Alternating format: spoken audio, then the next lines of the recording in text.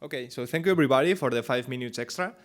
And let's just start, okay? Thank you very much for staying here, and let's present today how to process cloud optimized, but also legacy data in Python with serverless functions.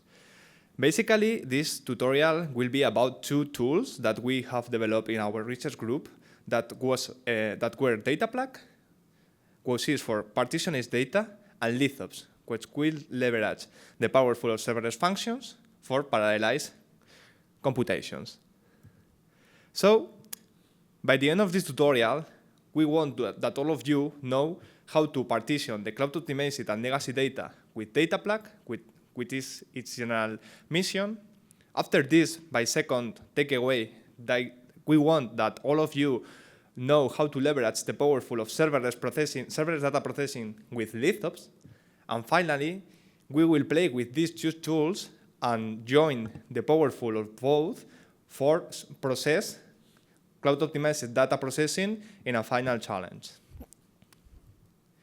But first of all, I will take several minutes to talk about who we are, who are the people that will present today this in SciPy Conference 2025. And basically, I come from a university in Spain. This university is in Tarragona, a city close to Barcelona. My university is Universitat Rovira i Virgili, as here appears. And basically, we are a research group in a university that are in a very good moment because we have got right now a lot of funding in active projects funded by European Union. Three of these 4 projects are coordinated by our university, by Pedro, who is the full professor of the group and the principal investigator. And basically, in these projects, we are managing how to deal with extreme data, which is more than big data, is data that is very, very, very big, or not only big, but also is very diverse. It have got very diverse sources, or difference in volume, or other aspects, basically. Right now is a very good situation also for the group because we are publishing in top tier in conference. Right now I'm here and Pedro is in Boston presenting in ATC, so we are in a very good moment in this sense. And also our trajectory is that we were collaborated with several institutions and businesses that are very recognized, like for example IBM. For example, Lithops was a product that was emerged into the IBM context, and by a collaboration of URB and IBM, Lithops is that today is. Right now, in these projects, we are also collaborating with Dell and, for example, AMBL. I don't think if you know AMBL is an institution in Europe that works with metabolomics, but is very recognized. So we are working with people that are good in their things. And another peculiar aspect, I think, in our research group is that we are not only researching, we are also trying to arrive to the production gate level. And we think that with Lithops and DataPlugs, we have got right now a good level of readiness for these solutions because several partners, for example, and stakeholders are using these technologies into their productions pipelines. So we are not only focusing in the research, but also we try to get more of these tools and arrive to the final level, to the production level. After this, I need to say that it is not only me, this presentation. Pedro is the principal investigator of the group. And behind this, there are more than 25 members that are working in the group and also contributing to this tool and other kind of projects. So a lot of people are involved in this tutorial today behind me. And a little bit about me. Basically, I'm Enrique. It's a pleasure for me to stay here and present to you these solutions. And basically, I'm a PhD candidate in my university. I'm researching in cloud computing field. Basically, my active lines are related with optimizing the cloud, the cost in the cloud, how to improve performance in several tools, for example, and also in the context of how to deal with extreme data and how to improve the access or the manage of big volumes of data. And this is peculiar from my experience, and for me it's funny because previously in my other jobs I was in the business and developer plane, because I was working with several companies, local companies in Tarragona, and I was basically a software developer. And after this, I changed to my university, and right now I'm in the academia, and I'm working in the systems plane. So I think that this is very peculiar, because I cover, I think, the full plane, and it's interesting for me, basically. So let's go ahead with the important part of the tutorial, that will be how we can use this tool for easy our life and improve our pipelines and so on. But first of all, we want to present a platform that we will use during this tutorial. And for this platform, we have this question to all of you and this question is, how much time did you dedicate to configure the cloud, to install all the dependencies that you need, to manage the resource?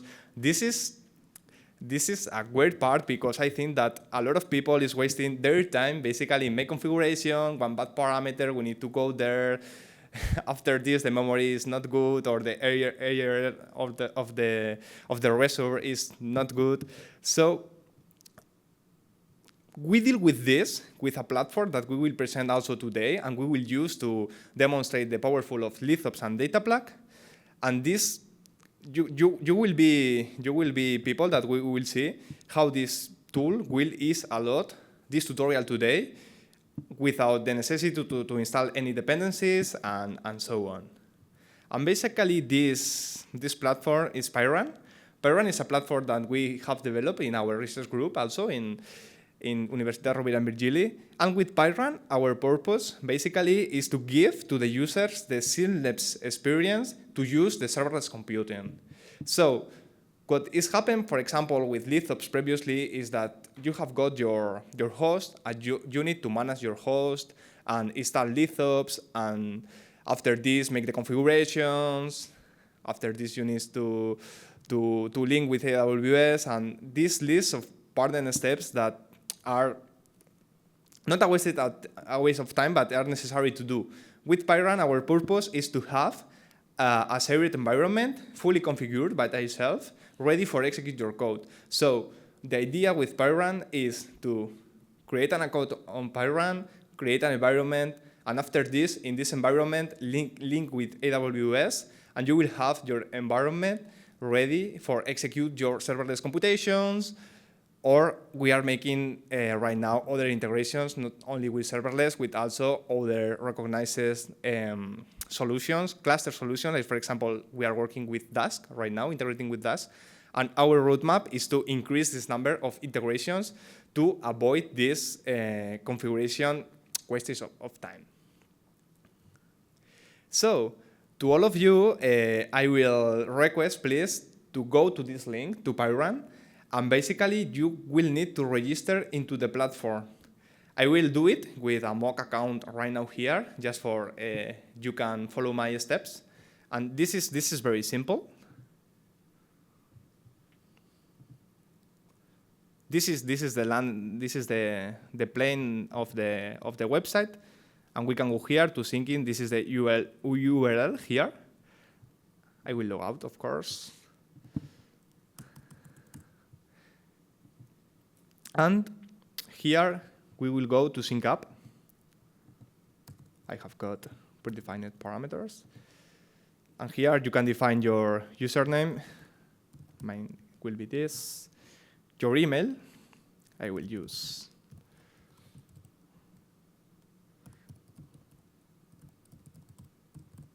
mine. Your password. And another time your password, and sync up.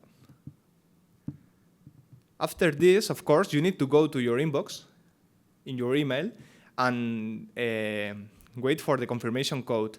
Please check your in the spam, because maybe the confirmation code can be into spam depending on the provider. So please check this and enter your confirmation code. I will do it.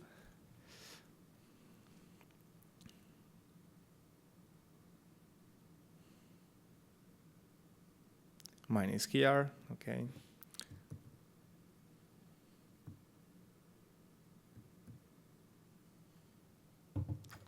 No.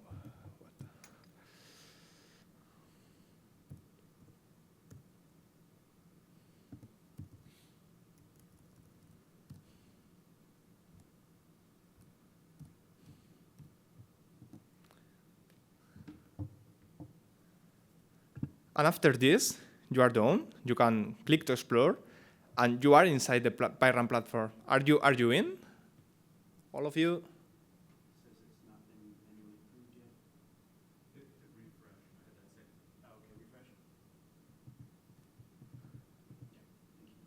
Okay, perfect. So I will log out and enter with my previous account that I will use during this tutorial.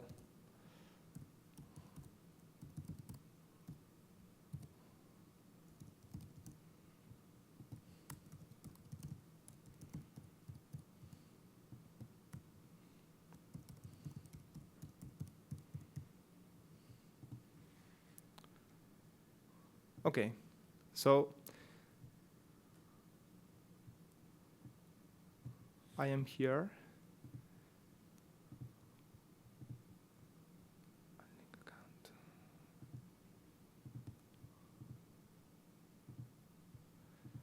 Okay, so you are inside PyRun, and the next step that we need to do is to link our PyRun account with AWS, because we need to create all the necessary stuff into AWS just for be all the resources needed, created, and configured to be directly synchronized with PyRun. So after this, what we need to do is to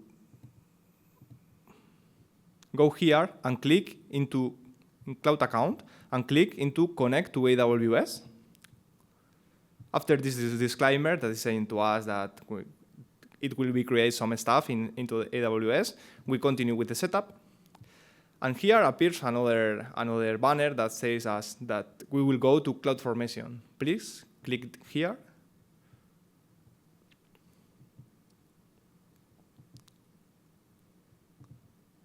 And after this, we will enter to the AWS account.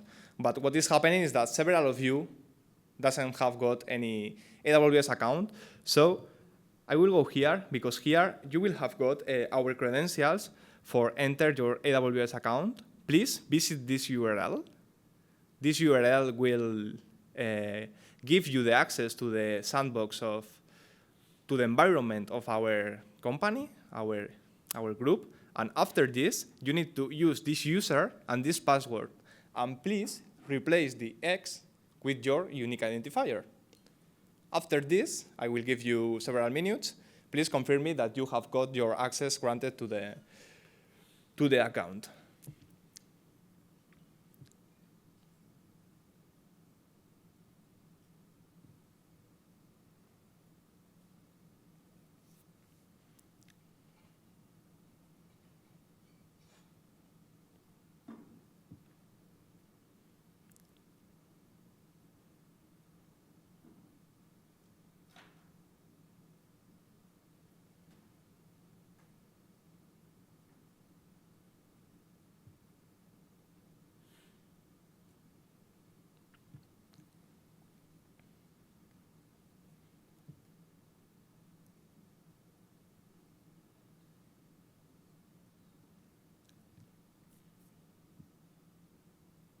You're in.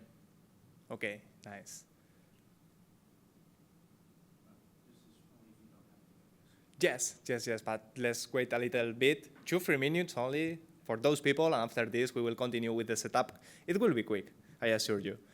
Don't worry, and we have got 4 hours. Yeah. It's a lot of time. No, but this is for non-AWS owners, and this is for IDs between 1 and 10, and you are 11, so you have AWS account. That means, okay.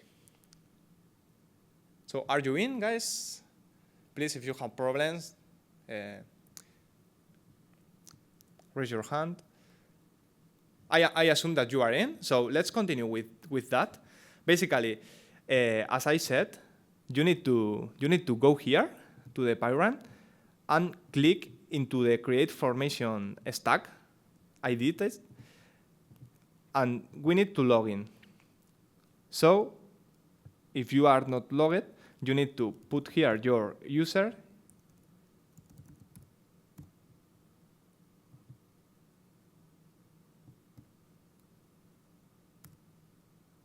and here the password.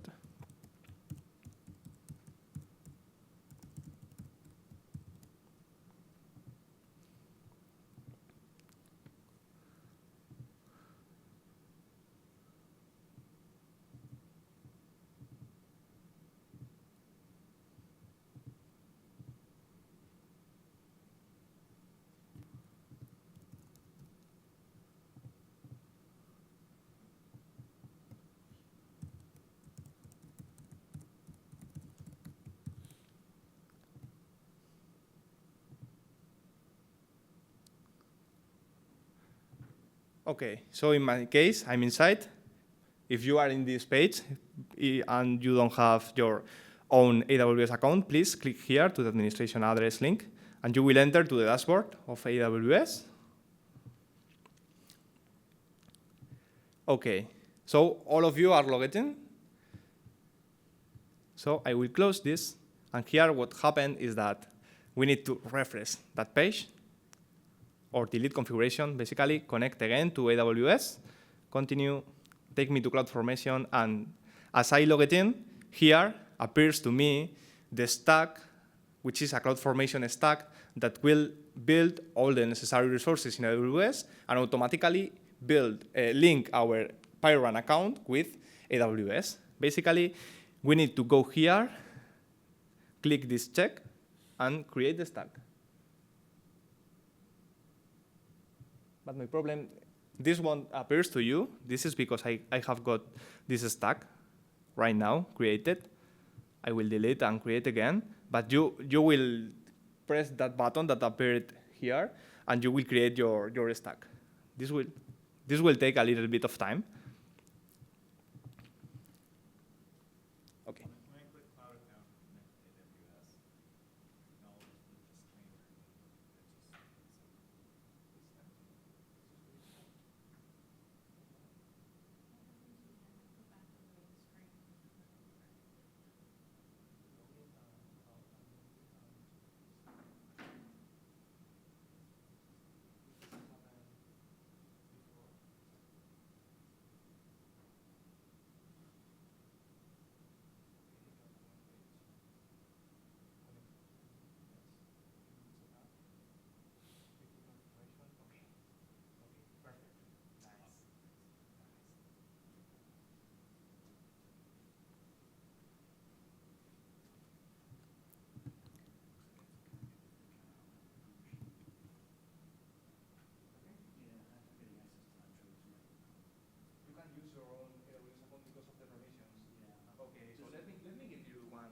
One of those identifiers with our account, and you can take it on.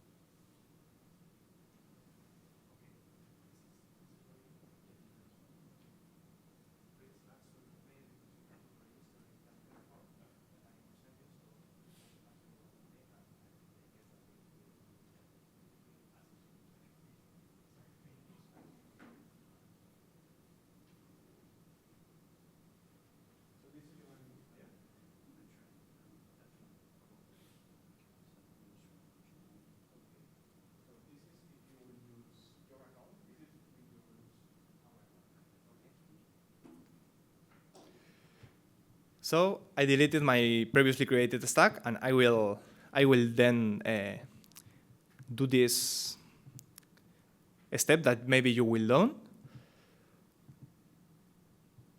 So it takes you to CloudFormation, and you just need to check that box and create the stack.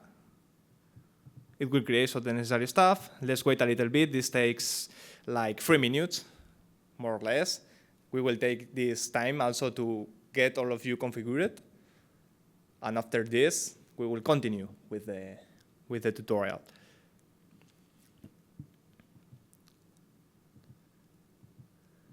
this is a little bit like messy, but just imagine if we don't have this platform, PyRun, and you need to use directly your AWS credentials and go to configuration files and so on. This is, for me, it's like a waste of time. So with this, we only need to link PyRun with AWS once, and after this, we have the setup ready for execution, and that's fine.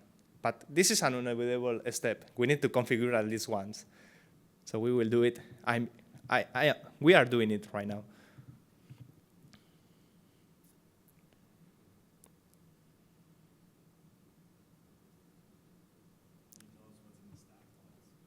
Okay, do you want that I enter into the stack and explain a little bit what is happening behind the scene? Okay, sure. So here in the stack, what is happening is that PyRun is creating all the necessary stuff that we need to use Lithops that we will use today, but also Dataplug, because we have an active integration with PyRun to use Dataplug in AWS. So basically, there are a lot of stuff that PyRun is creating automatically. Like, for example, I will explain these two items because after this, we will configure by our own to use Lithops directly from our host to AWS. But for example, this stack is creating the Lithops policy that we will use during the experiments because the lambdas will use that policy to operate on. And for example, it's also creating buckets that we need to configure PyRun with AWS. Also, another Lithops policy. Basically, it's all the stuff that we need to get the environment linked with AWS. A lot of items.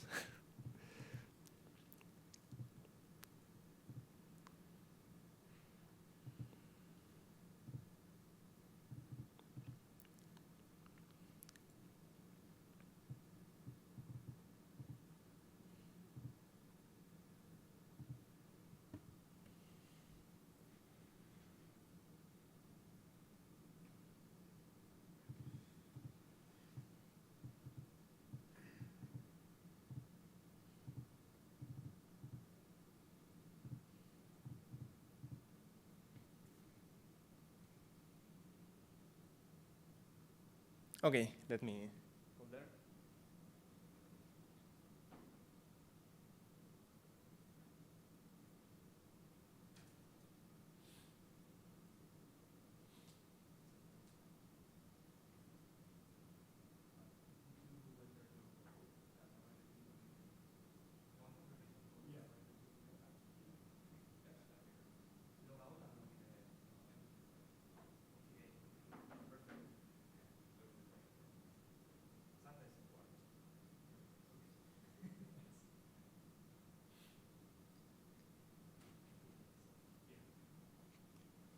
Okay, so can I continue because this is created here in my account? Have I your permission to continue with the tutorial? Okay, thank you.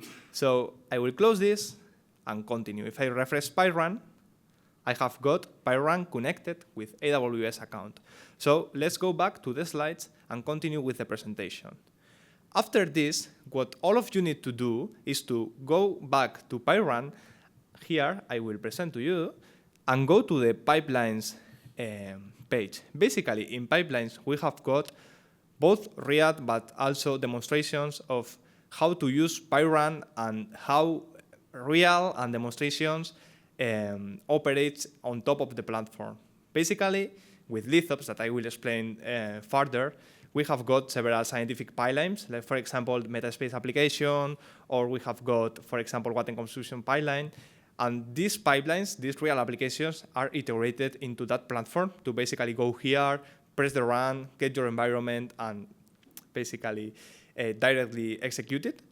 So here we have got a sandbox, or a pipeline, which is the SciPy tutorial, Lithops plus Dataplug pipeline. The only thing that you need to do is to go here, press run. The default instance is OK. So you go here, name as you want your workspace. In my case, I will use this name, tutorial 0. And after this, the only thing that you need to do is to press run here. Fine. This is saying to us that it will be created. And after this, we go to the workspaces page. And also, we need to wait a little bit until the workspace will be created. Basically, this is an EC2 machine that includes the IDE, the development toolkit that we will use for this tutorial. Basically, after this creation of the workspace, this box here will give us the possibility to enter to a VS Code instance that will be remote VS Code instance that will be executing in that EC2 and have got all the necessary IDE that we need to continue with the tutorial and also develop on top of it. So it will take several minutes like the CloudFormation stack. So let's wait a little bit. You don't need to refresh. The only thing that you need to do is to wait. After the creation, it will appear here the one blue button with Open VS Code text. So let's wait to it. And please, if you have any question or problem, use that time, that free time of mine that I can assist you. So.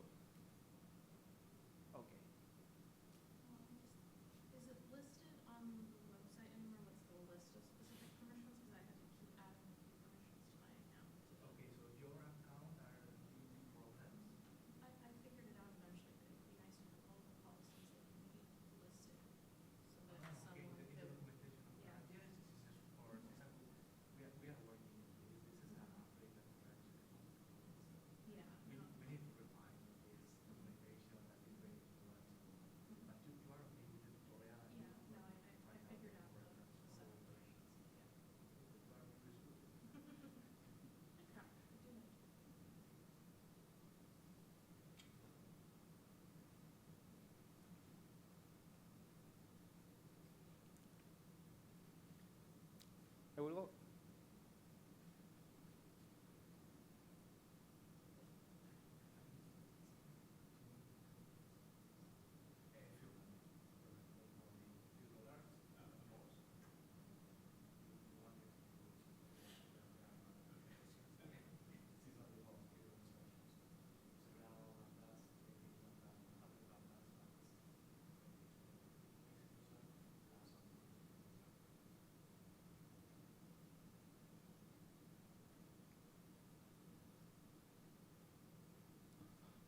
Okay, so in my case, the workspace is created. I don't know in your case, but let's wait a little bit. Meanwhile, we will enter here to the Open VS Code option. And this will open to us a remote VS Code instance. I will zoom in a little bit. So basically, we have got via browser our development toolkit. So this is designed for non-expert users. Don't you want to install your IDE? Don't you want to install those dependencies? Doesn't matter. You only need to enter your browser, log in, and after once configuration, open your workspace, and via browser, without doing nothing, you will have got here your environment. So after this stuff is done. And let's talk a little bit, as I said, but maybe this is a little bit repetitive. With PyRun, you don't need to install anything. You will have all your IDE in the browser, accessible and ready to execute. Another thing that is important, and we will do right now, is that here we can manage our workspace. And that means that this workspace is designed to be integrated with parallel computing backends. In this case, it's Lithops. So here, you can go to the Lithops configuration and select the different backends that Lithops have got for executing the applications. In our case, we will work with AWS Lambda. This timeout is fine. It will work for all the applications. If you want to change it, you can change it after without any problems. But it's important that all of you open this pop-up, and after this, save the configuration to assign at least 512 memory. Because if not, the default lambdas are smaller, and this is not memory enough for some demonstrations. So please go here, open your Lithops configuration, and save the configuration. After this, Pyrun will default the configuration to these values. And turning to the slides, basically, but this is a work in progress that we have got in Pyrun. We are working in a monitoring page that we have got here. Can I open one of my monitorings? But this is not working right now because it was a different execution.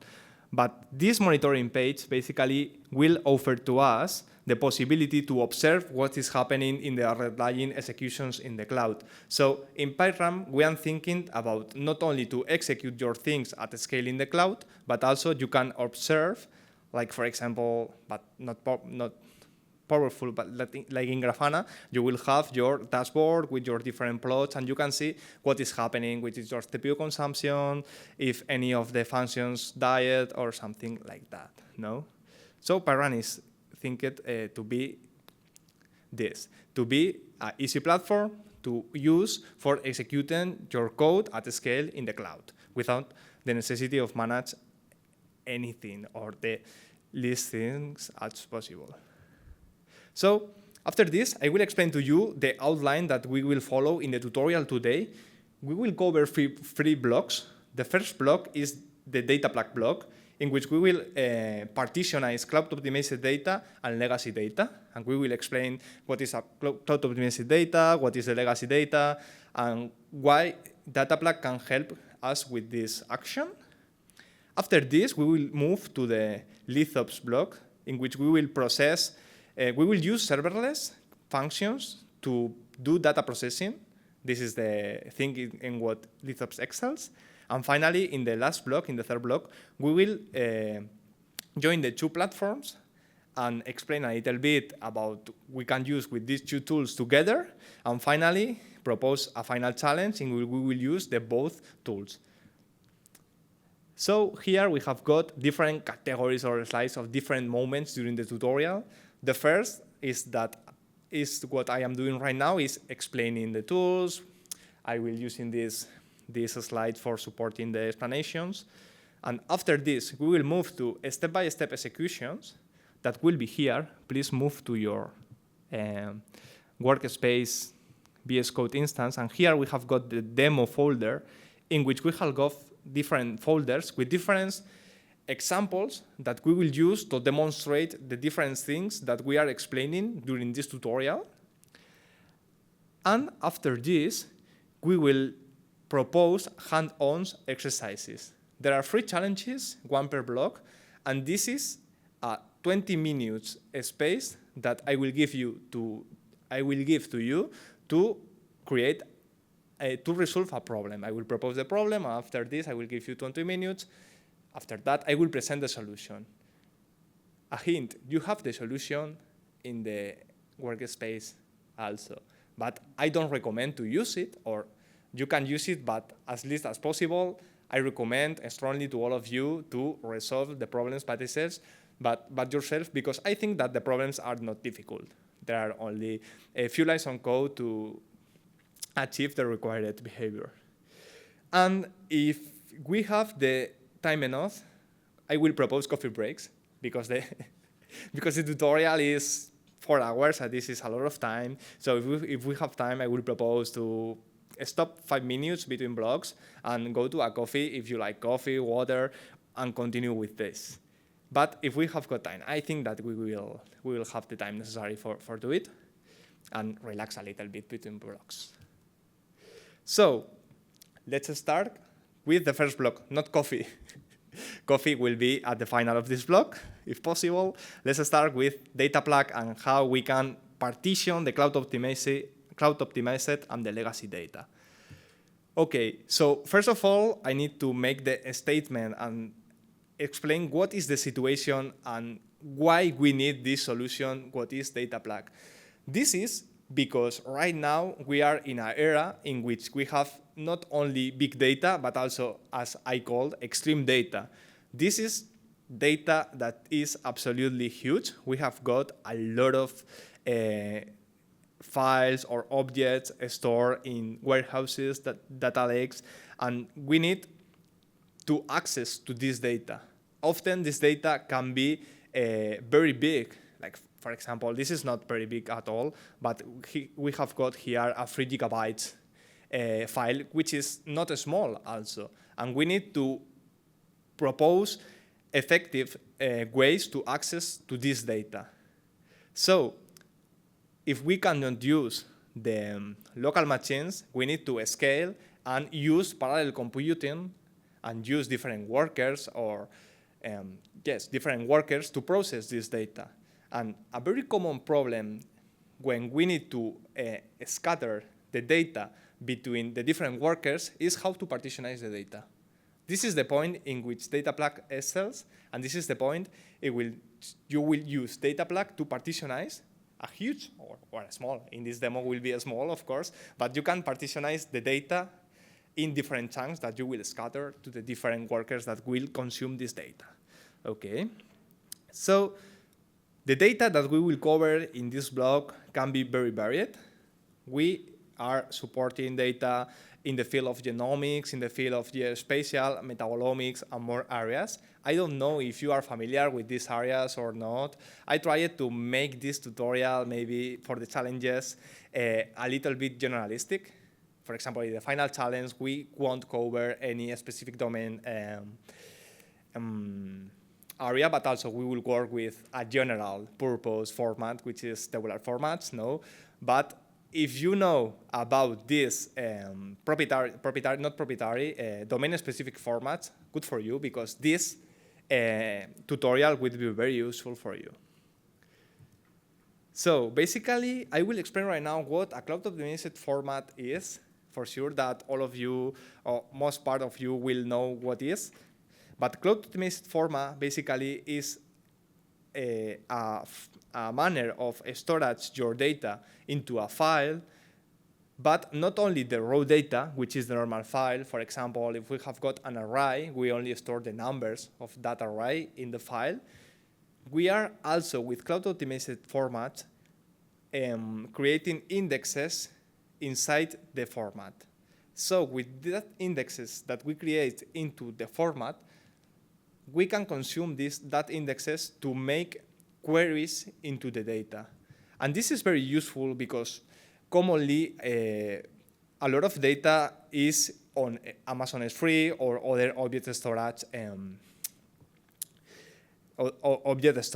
and you have got a huge file, and you only want to access to a tiny part of this format, and you don't want to download all the file because the object is huge.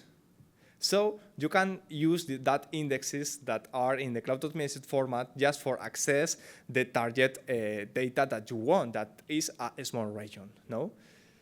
Of course, this cloud-optimized data can be also partitioned using the indexes that are embedded into the cloud-optimized format. So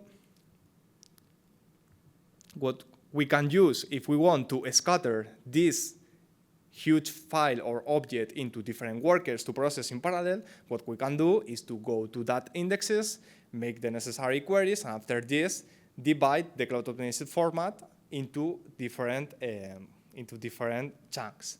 This is possible because in S3, we have got the HTTP range requests that we can use to access to the target region, and each worker with access to each target region to get all the data load into different workers. But it is possible with cloud-optimized data, and we will do it during this demonstration today, this tutorial today, with the cloud-optimized data. But what happens if we don't have cloud-optimized data? What happens if, for example, we have got an Amazon S3 bucket full of FASTA files or IMCML files that are not cloud-optimized? So if we want to access in a parallel way to this data, the things are harder because we don't have that indexes that are embedded into the file in order to retrieve the chunks that we need to load all the file scattered into different workers, and after this, make the computation. So what happened with that legacy formats? One solution that we can do is to, what we said, is to statically partition this data. And that means that you have got a huge object, you can download all the, all the object, divide it in different chunks, re-upload it to object storage, and after this you have got tiny chunks in object storage that you can consume one chunks per worker to do the computation. But this is not good. And we need more sophisticated solution to solve this problem. So I will talk about this later. But first of all, I will talk about a cluster technology that all of you, I think that you know it, that is Dask. Dask is not similar to Lithops, but it's also a distributed computed platform that we have got to make computations in parallel. If we cannot use our machine because the memory is small, we can move to data plug, we can move to Dask, create a cluster of different workers, and scatter our computations into different workers. So this is what Dask does, have got different workers managed by the scheduler, and basically the data is in different workers, and each worker have got each part of the data to compute on it. So the first demonstration that we can do about this is how we can access to these cloud optimized formats and get partitions of one file. For example, here we have got the explanatory diagram. We have got, let's imagine that this is a huge cloud optimized file that doesn't fit into memory, and we need to process it in a parallel way. For example, in embarrassing parallelism operation, like for example, filter the raster format and drop some values. No, this can be done in an embarrassing parallel way. So what we can do is to create a Dask cluster, start a function in all the workers that basically access to the interest region to each worker in a manner that each worker download each part of the data, one chunk of the data, and after this, the worker will do the computation on top of this data. So we have got in the PyRun environment the first example that basically will do it with an example file. So let's move to there. Open this folder, and also open this notebook. And we will follow the list of steps to do the action that I explained and scatter the different cloud optimized file into different workers. So first of all, I will do is to make the imports and some configurations. This is done. And basically here in this cell, we will target to a file, to a COG file, which is a cloud optimized GOT file. Basically, this is a cloud optimized raster file that includes data of a surface of the Earth. And basically, we will use this one. This is open. This is an open object that we have got in AWS registry for open data, and we can use it as we want. So we will operate on top of it. And basically, we will define the number of partitions that we want to do over this file. In that case, we will work with 4 partitions. This number is 2 because we will make this configuration 2 splits per 2 splits is 4 partitions. So we will declare this very quick. And after this is the interesting part of this notebook. We will use the raster EO library just for access to the cloud optimized file and index and get the indexes, or in other words, the window that we need to operate on, and we need to pass to the different workers because this is the window in each worker we will operate on. So we can execute this. This is very quick because this is cloud optimized data. Of course, the only thing that is doing raster IO is to use that indexes in the COG file for create the windows here we can print the windows. And the windows basically are a lazy evaluation of the different areas that we will scatter into the different workers. Here we can see that we have got the different windows, and each window is covering a different region of the original file. So after this, and finally for this demonstration, what we can do is go here and download the real data that we have got into the COG file. Here, separated by this separator, we have got a preview of some data of the different partitions that we are calculating. So, also, this is important that we are making a lazy evaluation, and commonly we are only passing to the parallel framework the lazy evaluation of a region in the file, and after this is the worker the responsible of download the data from SciPy via a HTTP request. So finally, as it is explained here, what we can do, we can use another framework, like for example, Lithops that I will explain today, is to declare a Dash cluster, create the process window function that will include here this get operation that is done here will be included inside this process function, and after this we can scatter a number of parallel computations via map in the Dash cluster, and each worker will download each chunk and compute over it. But turning back to the slides,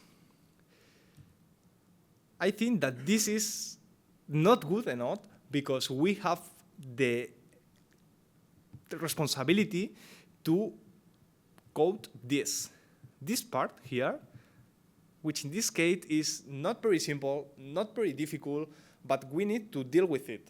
We need to understand what the format is, and we need to get deeper into that format and know what is the step, what is the of, and calculate the different points that we need to calculate in order to create the different partitions. So I think that this way is not good enough because the user, the coder, is responsible to this. And maybe you understand raster.io and you can do it very quick, but what happens if the format changes and you don't work with raster.io and you need to use another, for example, genomics file, a FASTA file? You need to understand the underlying difficulties of the format just in order to be capable of partitionize the data. So this is one thing that DataPlug will cover. DataPlug will offer a very simple API just for for the coders to be responsible of understand the format, and after this, program your own partition function. But moving to another topic is that we cover the cloud optimized data, which is the data that includes that indexes for partial access into the data. But what happens with those formats that are not cloud optimized data, and we need to do the same operation on it? For example, if we have got a FASTA file, I don't know if you want what a FASTA file is. Basically, it's a file with a lot of letters, A, C, G, T, huge number of letters, a lot. But this is very simple, but we have got more difficult, like for example, FASTQ, BUCF, CML. But basically, what happened with this kind of non-cloud optimized formats? So we thought that the first approach that all of you can think about is to static partition the data that, as I explained, can be the strategy of download and load into memory the huge file. After this, scatter and divide this file into smaller chunks, and after this, re-upload that chunks to object storage.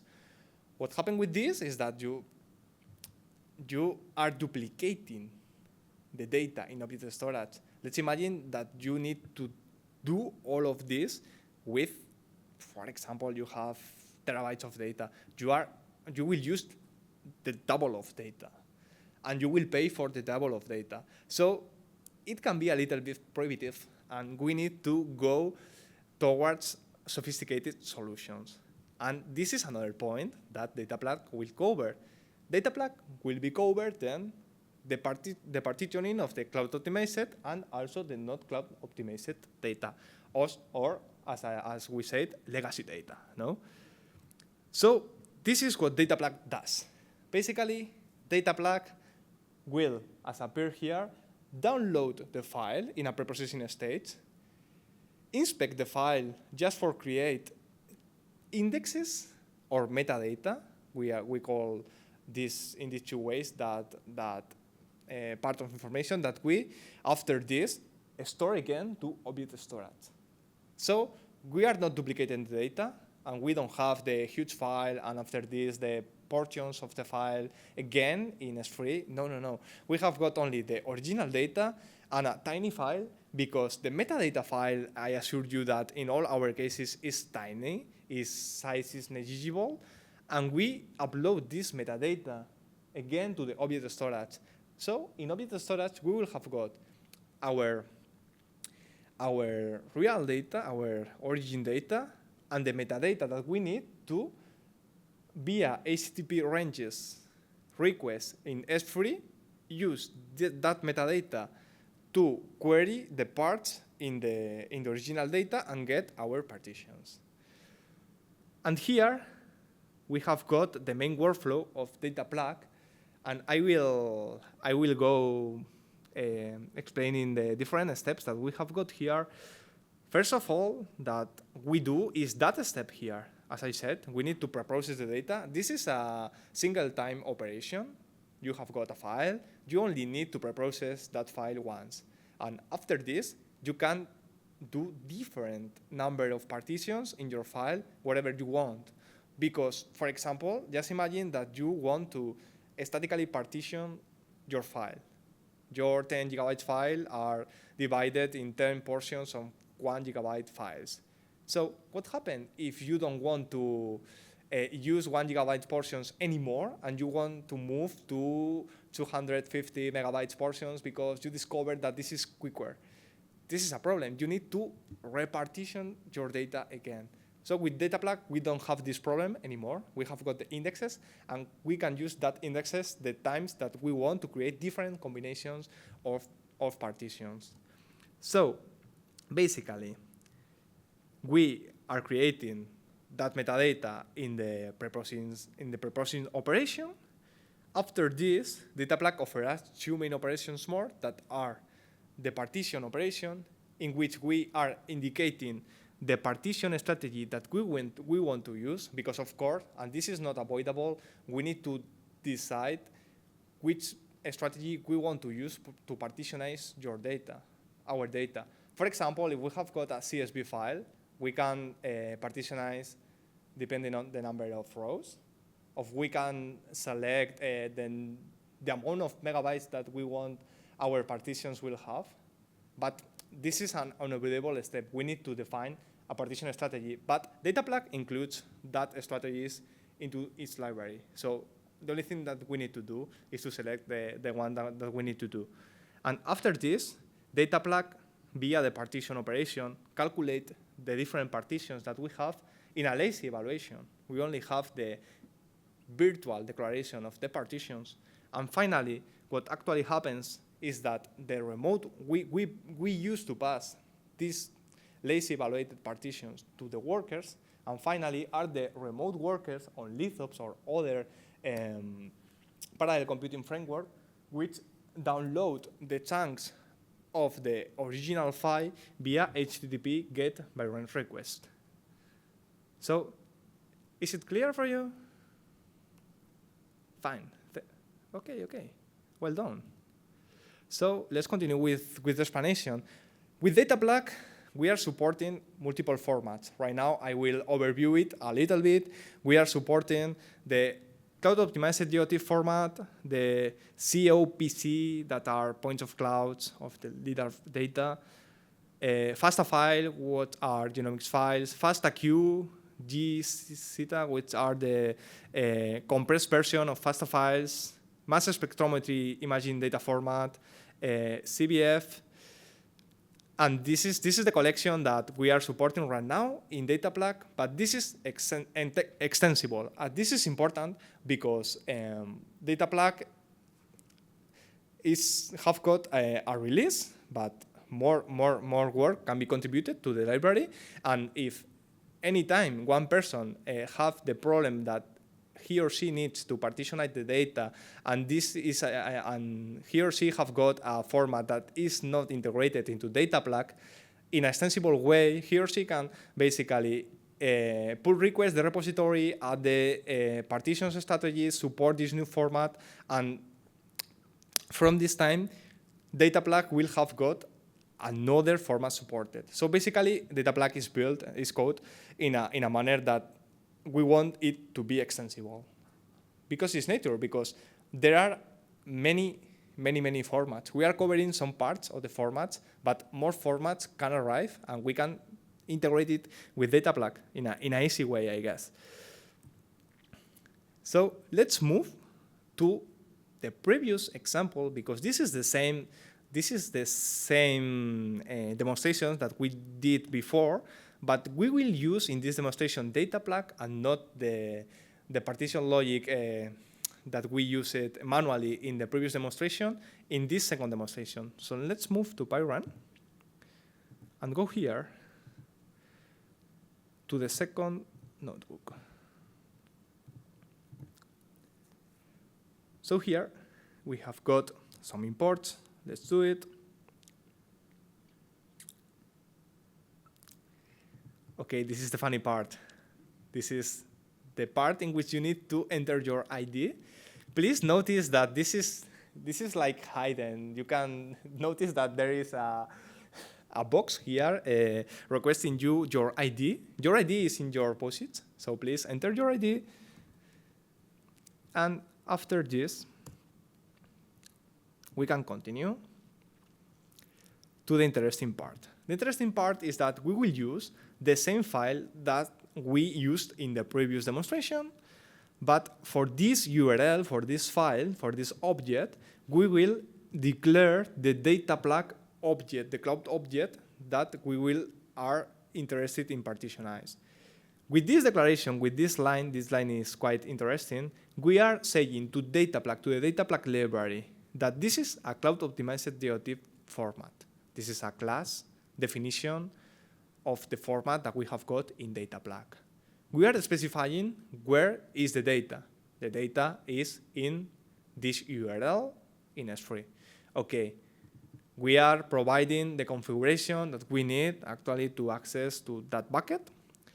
And finally, and this is for demonstration purposes today, we are indicating here that the metadata bucket is different, because what happens is that you are a lot of users and you have got different sandboxes, and we need to split that metadata for each user. So this is the reason of the idea.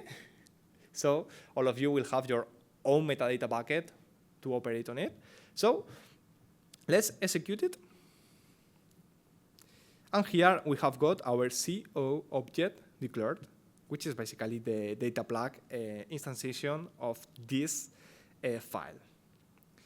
And here you can see very few lines of code, but a few lines of code because this is all you need to partition your data with DataPlug.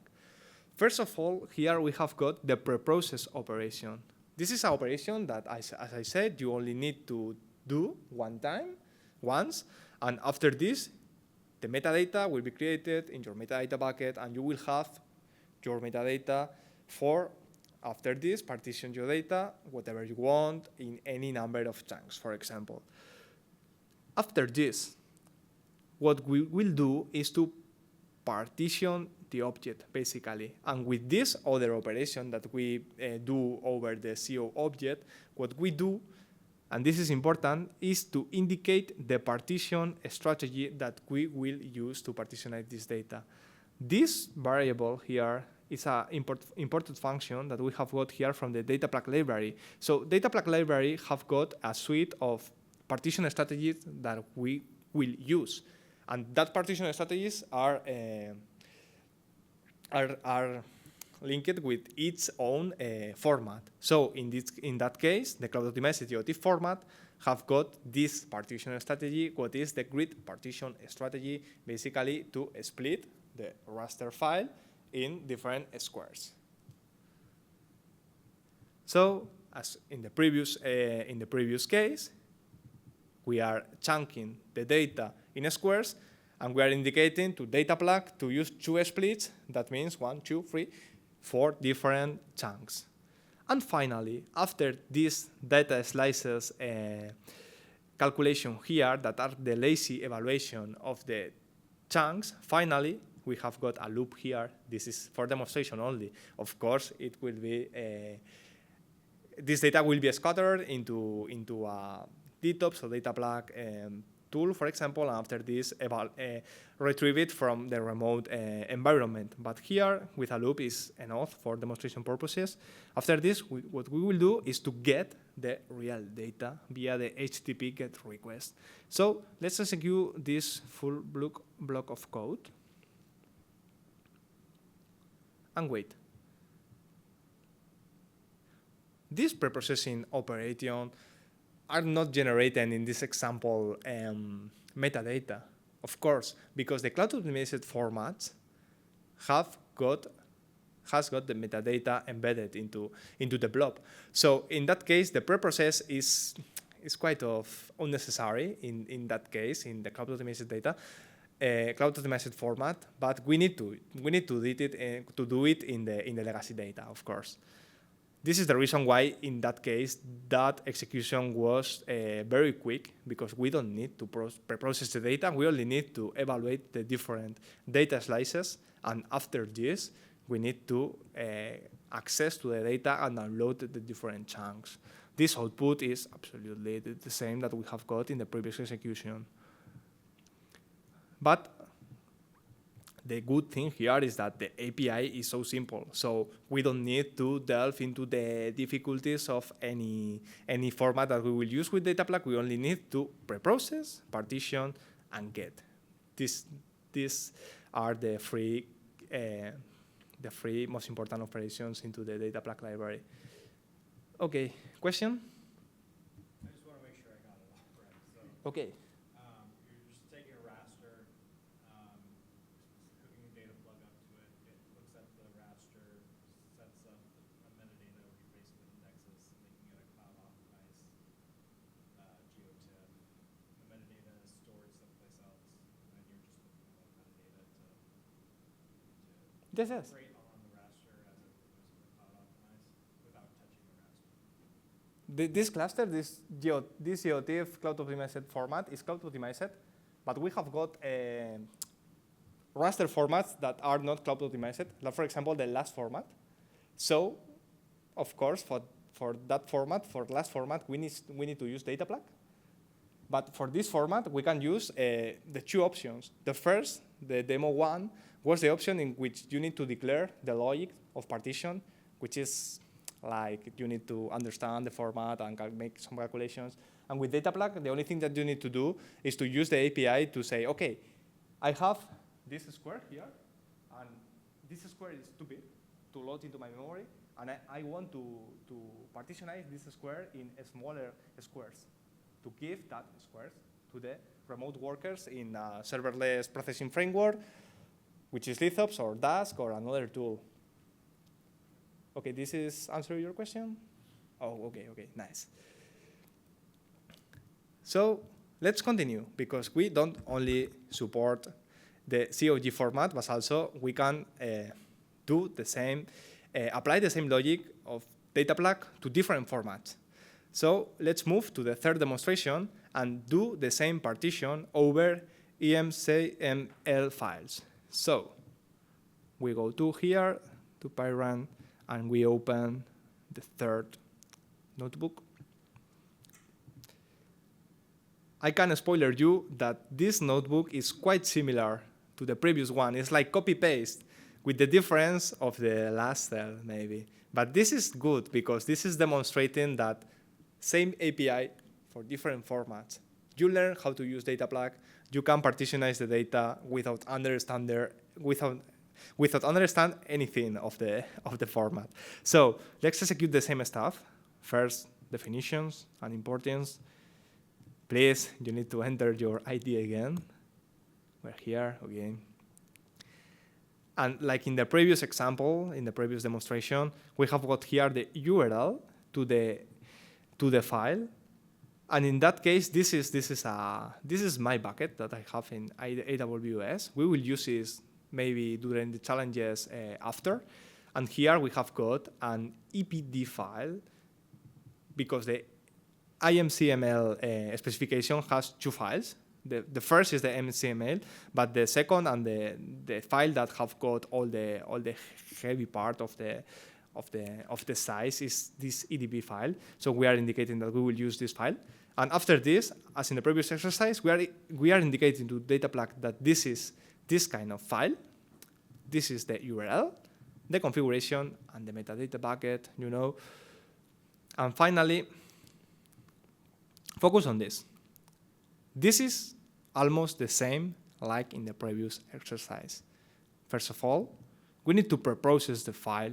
Here, we have got an option. You can use it or not, but this is only indicating that is the file preprocessed? Yes, it will preprocess again. It makes no sense, but maybe you need to use because you need to fix something that went bad or something like that, so you have this option. After this is a little bit different because in this partition of this metabolites file, we are not using the previous strategy, of course, because it's a different file. So we need to indicate to Dataplug that we will use our format strategy, which in this case, we can use the partition chunks strategy. And for this strategy, we pass one parameter that is saying, okay, for each chunks, I want a chunk whose size will be 256 megabytes. So after this tiny difference, what we'll do is the same. Basically, we iterate these different DAISY evaluations of the data slices. We get the actual data. And finally, here we are doing some stuff for printing the information, but this is not important. So we will execute this. Whoa, no, we will execute the previous cell because if not, it fails. And finishing with the last one.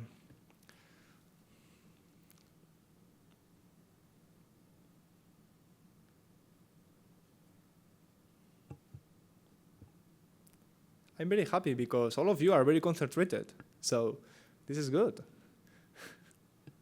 Very focused. Okay, and here we have got the different data that is printing in this line here. The print is kind of bad because it has got a lot of lines, but basically I assure you that this is making from 4 printings, 1 per chunk, and basically we are chunking totally different format like the previous one with the same API, just changing the partition strategy, of course, because we need to change it because it's not the same format, it's not the same data, of course. So it worked fine.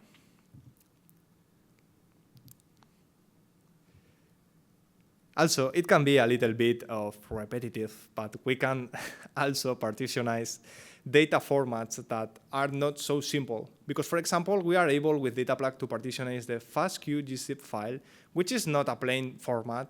It is a compressed format. And it seems more difficult to partitionize a format which is compressed, no? But in this case, it's possible. One mate in my group implement this, and he made it possible to get different chunks using Dataplug with only a preprocessing of the file of a compressed one. So it's kind of impressive, but it's possible, and we will demonstrate it in the next demo, and we will finish to partition different kinds of data because if not, we can do all the implementation, but it's the same. Because the API is the same. So let's move to the 4 demonstration. Quite similar, it's the same, okay, but this is the peculiarity of this is that this format is compressed. So here we will declare some configurations and importance. Please, you need to put your ID. Here, we are pointing to this compressed FASTA file, and we are indicating to the data plug that this is a fast QGZip file in this URL. We do it. And finally, same list of steps. You will hate it because it's so simple, no? It's just pre-process the file, get the partitions, and get the partitions. So same API, different partition format, which in this case is the compressed one. So let's wait a little bit. Here the output is a little bit weird because it's printing a lot of understandable stuff, but each separator here is separating the different partitions. And here we have got different partitions got into our runtime with data plug. So let's finish this kind of series of different implementations, different partitionings with data plug with a tool that we are developing right now. This is a little bit in an early step, but we are investing more efforts on this. And this is the data cockpit. The data cockpit basically, as you can imagine in this photo, in this image here, is like a graphical user interface on top of data plug. And it wants basically to make easier to people that are not familiar with the data plug API to access in a parallel way to the data. So just imagine that you have a notebook, and after this notebook in cells above, you scatter your computation in a parallel framework. But first, you need to select the data to do it, and you are not familiar and you are not an expert in data plug. So data cockpit have the purpose of avoid this, and with a widget, basically in your Jupyter notebook, you can search for your original object, select it, define with a slider the number of partitions, and after this, click a button and partition the data. This is like a manner of simplify a little bit the use of data plug. That, in my opinion, is not very difficult because it's a simple API. But if you are not familiar with this, you can use data cockpit to ease more the management of that partition process. So let's do it. Let's go to data plug, close this previous demonstration, and continue with the fifth one. In that case, the notebook is a little bit different. Oh, of course, we will use like a array localhost implementation in that case to process the data that are the output of the data cockpit usage. Just for exemplify a little bit more what we are doing with the chunked data. So this is a little bit peculiar in this notebook. Okay, import stone. After this, we declare our cluster of array, which is a local array instance. Not interesting, but it works for demonstrations. Okay, please, you need to put your ID again. I think that you will remember your ID when you go to your homes. We are using it a lot of times. After this, we will work with a file that we have got in our public bucket for this demonstration today, but we need to copy this bucket to our own bucket because we cannot use data cockpit with custom metadata bucket. So the only thing that you need to do is execute this cell, and a file will be copied to your sandbox in AWS. We only need to wait a few minutes.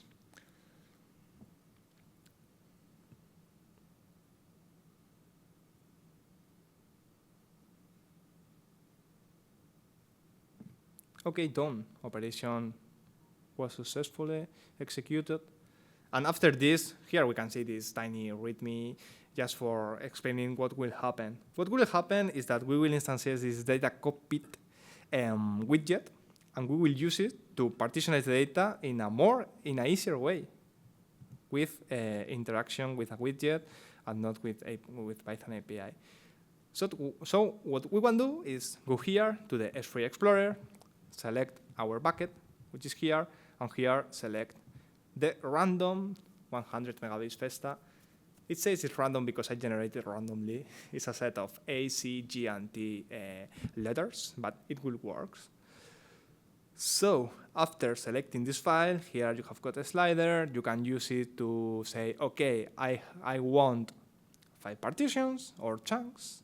And after this, the only thing that you need to do is to press process data. And after this, you have got here your slices. Basically, it's like a graphical interface grabbing a data block. It's not complex anymore. And after this, we will create this remote function. Basically, what we do is like perform a kind of statistical operations over the FASTA file. Many lines, but not much important. And after this, what we will do basically is to perform that computation. Basically, we can see here, and this is the single important part. In each remote function, what we are doing is to get over the data slice, and basically, each function will get its own data slice, its own chunk. So we will start the computation, wait a little bit.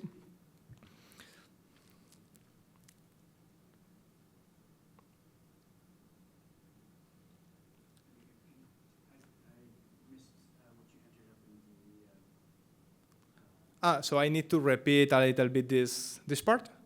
Okay, don't worry. You have the widget loaded. So the only thing that you need to do is you start here. You need to change to this tab. After this, here you will have your bucket, which name will be SciPy tutorial 6 in your case. And after this, you will select your FASTA file. You can play with the number of chunks, but it will be the same. So you can use the default one. And finally, you need to press in process data, which will call to the preprocess function, basically. No, you're welcome at all. So here you have got the computed computation. This is like an analysis over this FASTA file, and basically this analysis is saying to us, okay, you only have got A, C, G, and T letters in that file that was generated randomly by me. And finally, we will shut down the array instance. This final part that I have got here, this is in a very, very early stage, but we want to invest more efforts on this.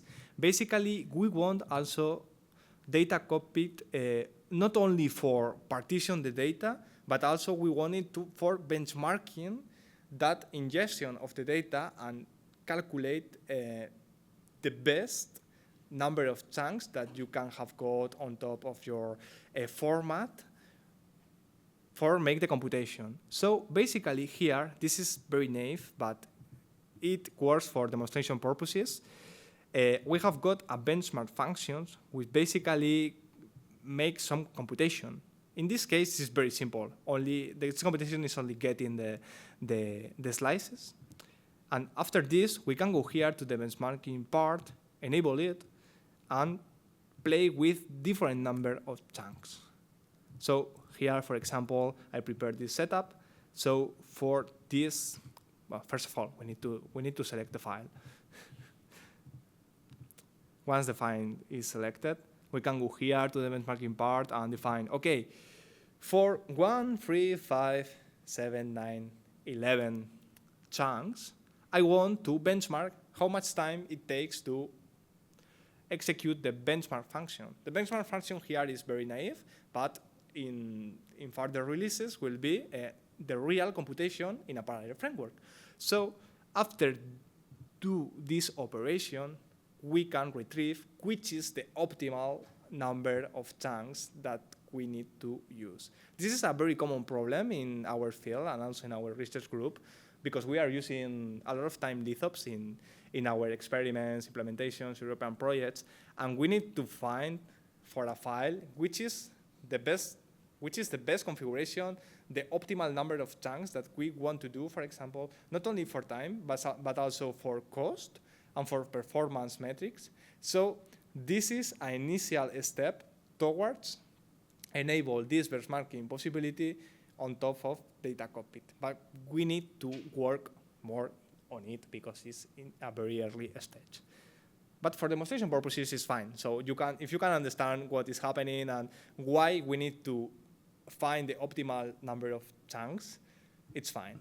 We will do it in the final challenge, and it will be funny because you will understand how important can be to, or how much difference can be between use one number or a number of chunks.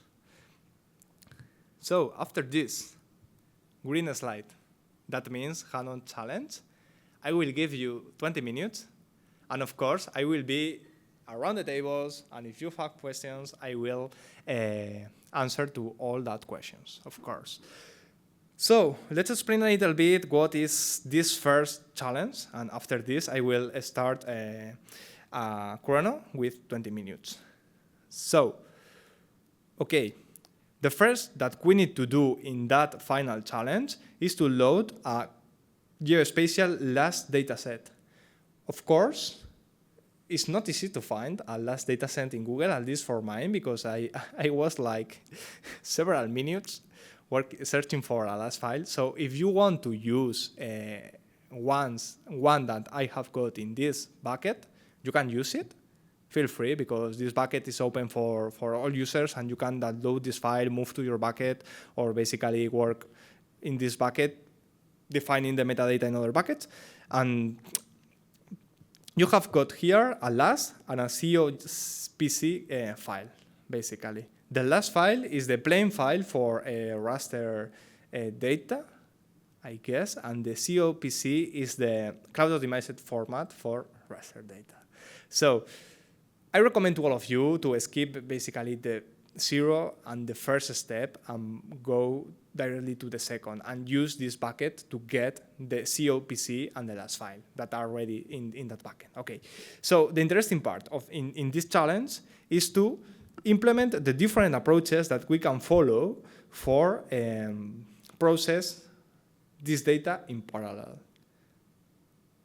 We know that we have got different approaches, and as we saw in the previous slides, we can first of all use the static partition approach, which is basically download the file into memory, declare the different partitions, and upload these partitions again to object storage. The second approach that we can use is to use that last, which is the legacy format with data plug. So we declare the cloud object of last with data plug. After this, we process, partition, and get the data. And finally, we can use the COPC, which is the cloud-optimized one, with data plug, which will be more performance. You can compare the size of the files in this bucket, and you will see how the COPC file is lighter than the last, and like 5 times. It's optimized as its name. So finally, and the interesting part, we want to compare the performance of these different approaches. So for this, we want to compare, oh, just a spoiler. We want to compare, maybe it's a hint for you. We want to compare the preprocessing times for the different approaches. Of course, for the static one will be huge because we need to download and also upload the chunks, but will be less with data plug, of course. And also, and this is interesting for the second and the third approach, for the first approach compared with the rest of the approaches, we want to compare the storage utilization.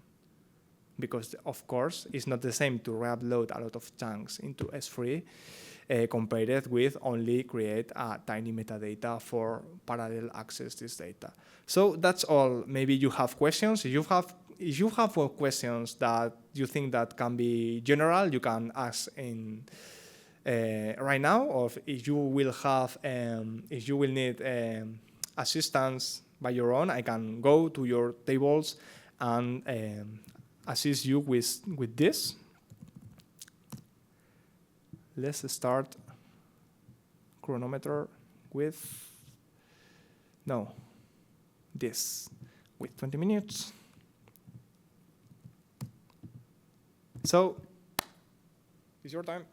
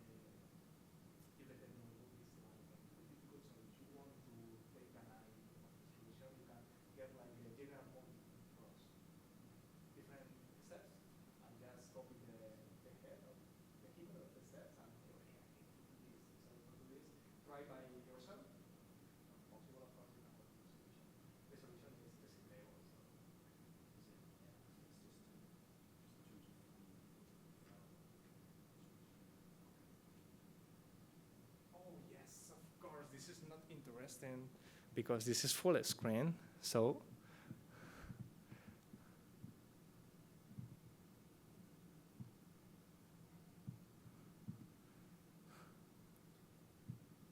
better.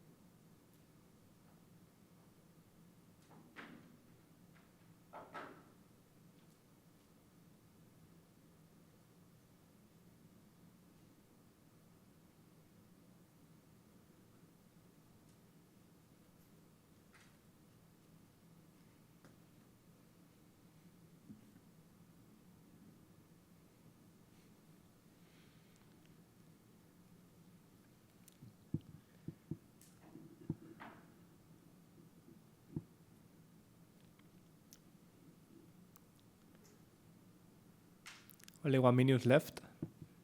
And let's go to the solution.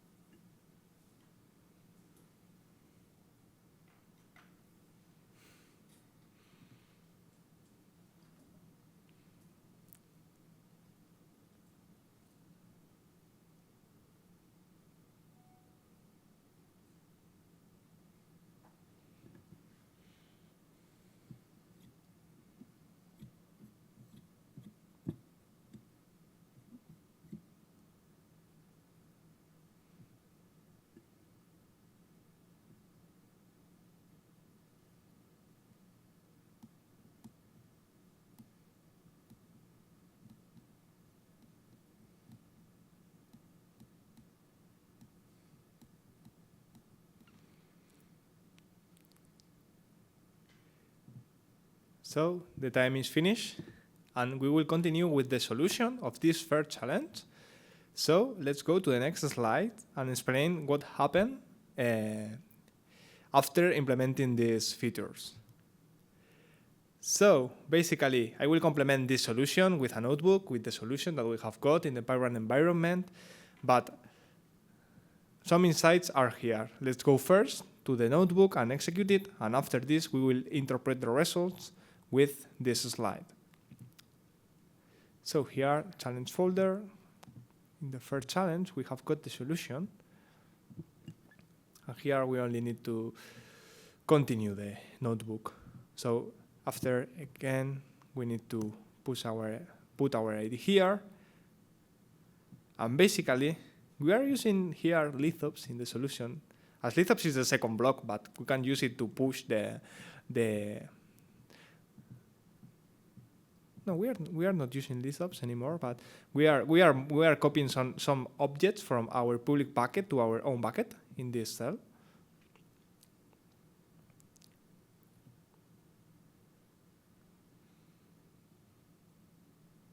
It takes some time. I will continue with the next cell. The next cell basically is implementing the static partitioning strategy, in which, as I said, we need to download the entire file with this operation using the Lithops storage library. After this, we need to deal with the last file and generate the different partitions. And with this SciPy library, we need to write the different partitions first into the local storage, and finally upload from local storage to the remote one, which is S3. So we are downloading, partitioning statically, and uploading again the chunks. It takes a lot of time. Let's wait a little bit.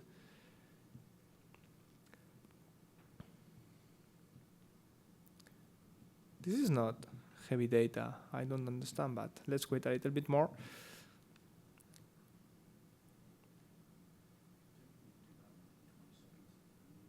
One minute, 20 seconds. So we are very, very, very close. Okay. Absolutely, the same time.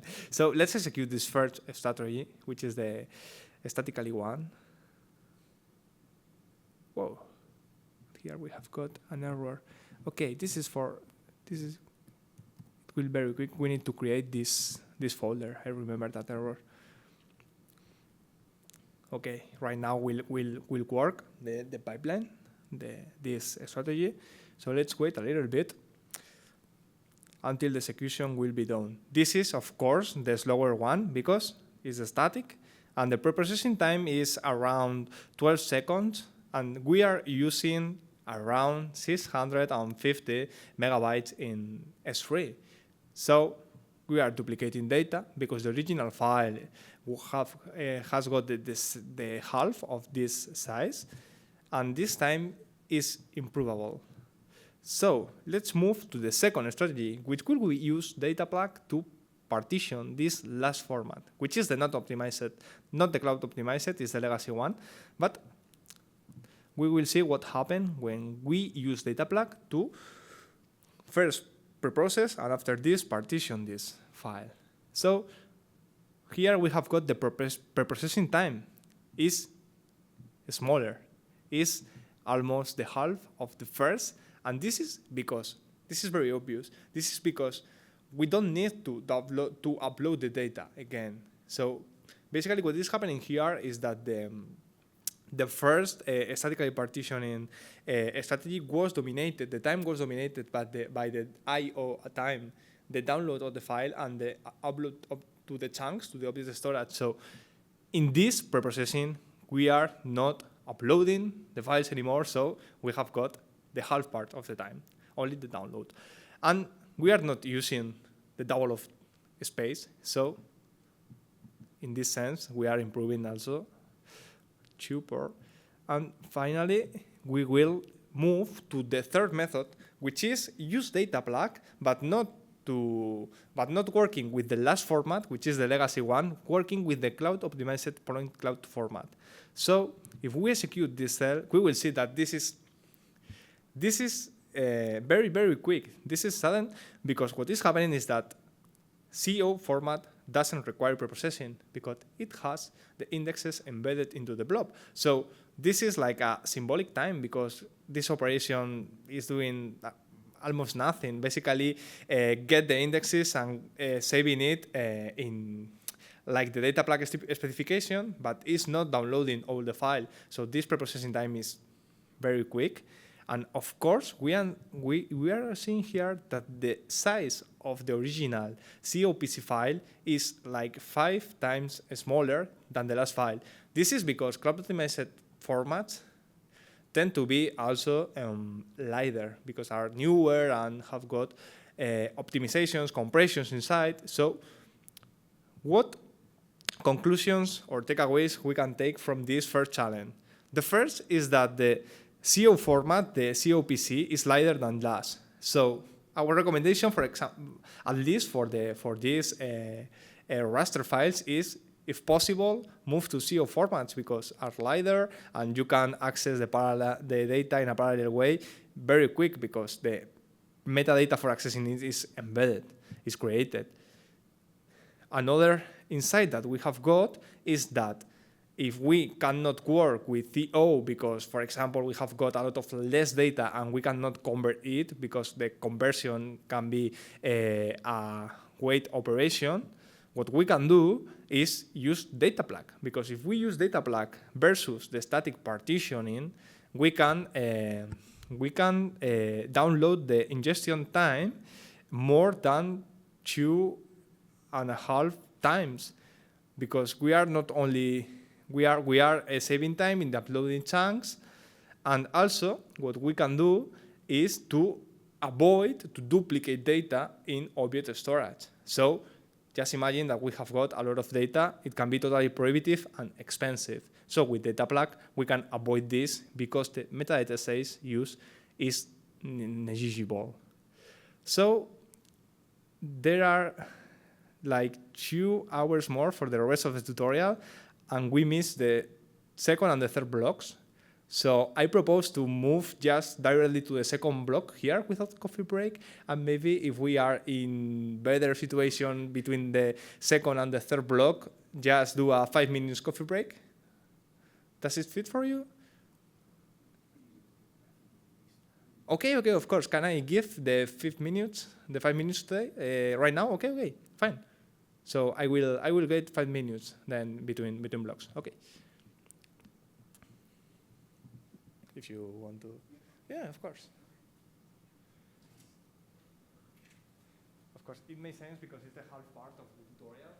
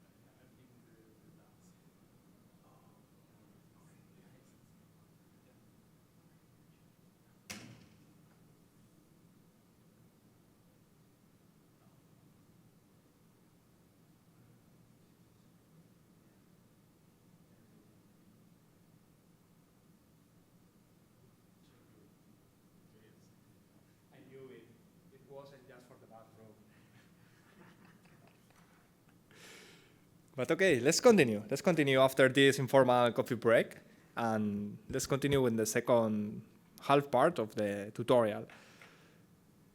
So let's start to explain a little bit more about how to process data with serverless and indeed with Lithops. So here I have another question to all of you. And this question is that how much time did you pay for a unit infrastructure or for a cluster?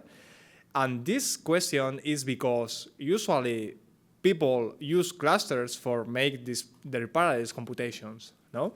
So you need to have got a cluster in a cloud or in premise, and you need to leverage that cluster to execute your computations. But in an operational sense, this is kind of not difficult, but it has like several shortcomings. For example, one shortcoming that comes to my mind is that what can I do if I don't want to have got this cluster always working, because I need to pay for it. So one thing that I can do is to own my cluster, provision my cluster, and after this, destroy my cluster in the cloud resources. But the shortcoming is you cannot provision a cluster in a bursty way in the cloud. At least if you want to create a cluster, for example, a Spark or Dask cluster, you need to wait like several minutes. And there is no solution. Also, there are several solutions like Amazon AMR, for example, but you need to wait. So this provision time is a shortcoming. And also another shortcoming that comes to my mind in cluster technologies is the scalability. Of course, clusters can scale, and you can scale in and out your cluster. But the thing is that you cannot do these scale operations in a very quick way. Of course, if you want more machines, you need to wait until these machines will be provisioned. Otherwise, you can enter into under-provisioning or over-provisioning things. So all these shortcomings that I am explaining here right now in cluster technologies won't happen anymore with serverless. If we go serverless and we use serverless functions for make our computations, we won't have these problems. And this is what Lithops is. So basically, what is Lithops? I will try to explain Lithops in different manners during the next slides, but at a glance, Lithops is the Python multi-cloud serverless computing framework. What it is?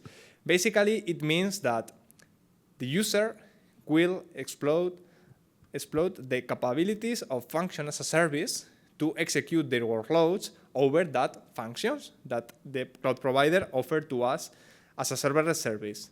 So basically, and I assume that all of you are familiar with function as a service, and function as a service is commonly used for example, web deployment, in which you can deploy your website on top of Lambda, and HTTP calls will be executed on Lambda. But this is one part. The vast majority is true, but this is a part of the uses that we can do with serverless functions.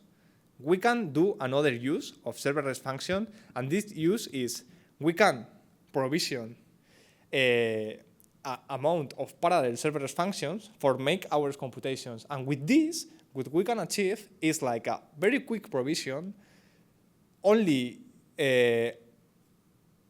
very quick provision cluster of, not cluster, set of functions with its CPU and its CPU and its memory that you will only pay for the time that you will have it.